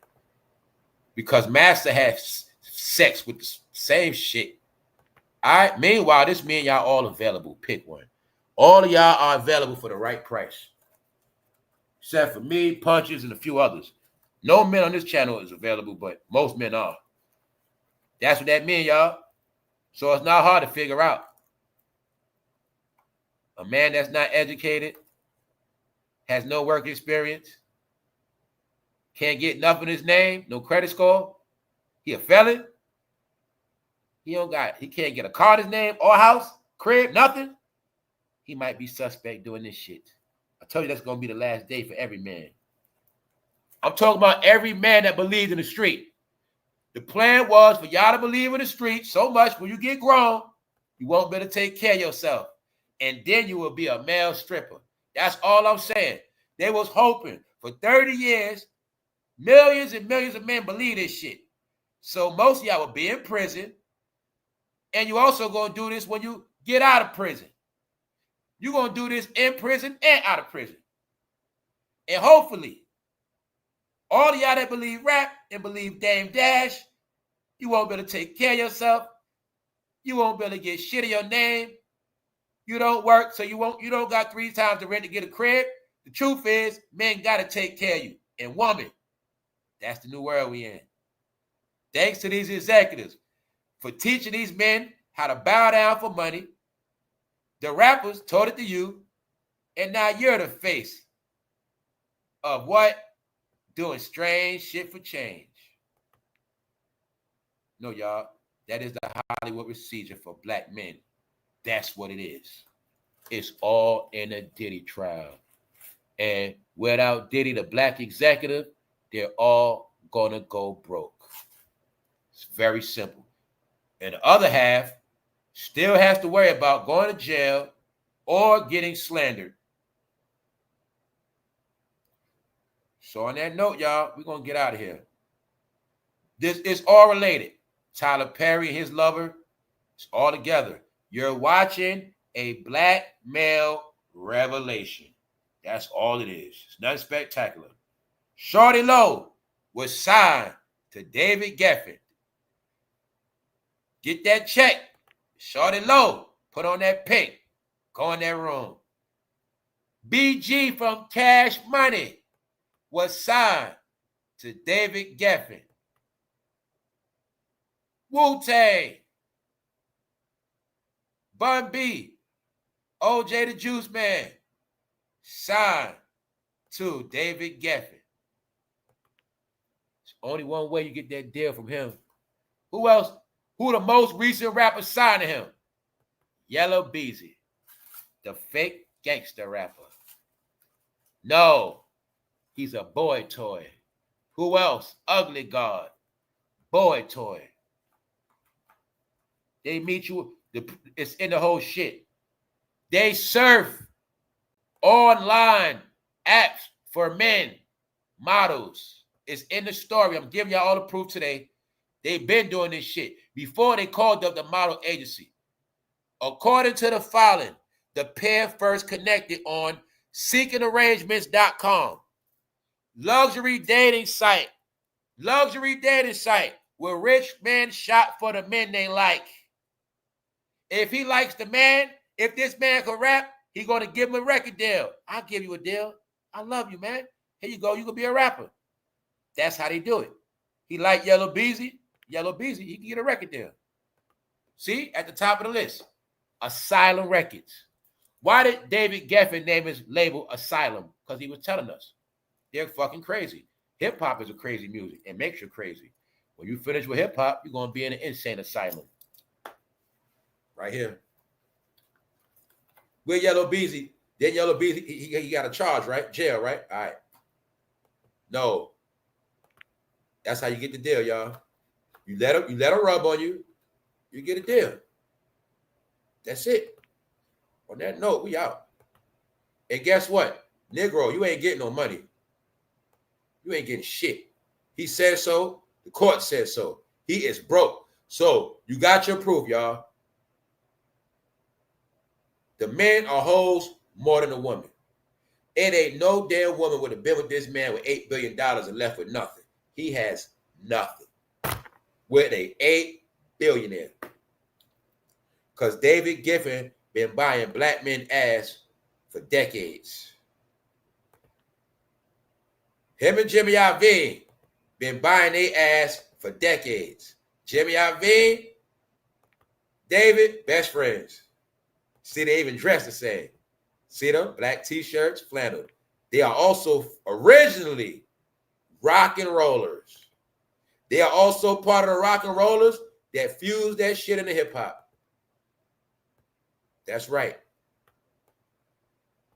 So now that y'all all know, stay your ass out of Mexico. Stay your ass out of there. Y'all time is up. Hopefully y'all getting it now. Your time is up on every fucking thing. Either you're gonna start over or you're gonna be, yeah, make it real clear for y'all. Jay-Z ain't coming back. Ain't nobody coming back. Ain't nobody else getting rich. All right, Shorty Low dead. Everybody else career is dead. End of an era, y'all. We out. One.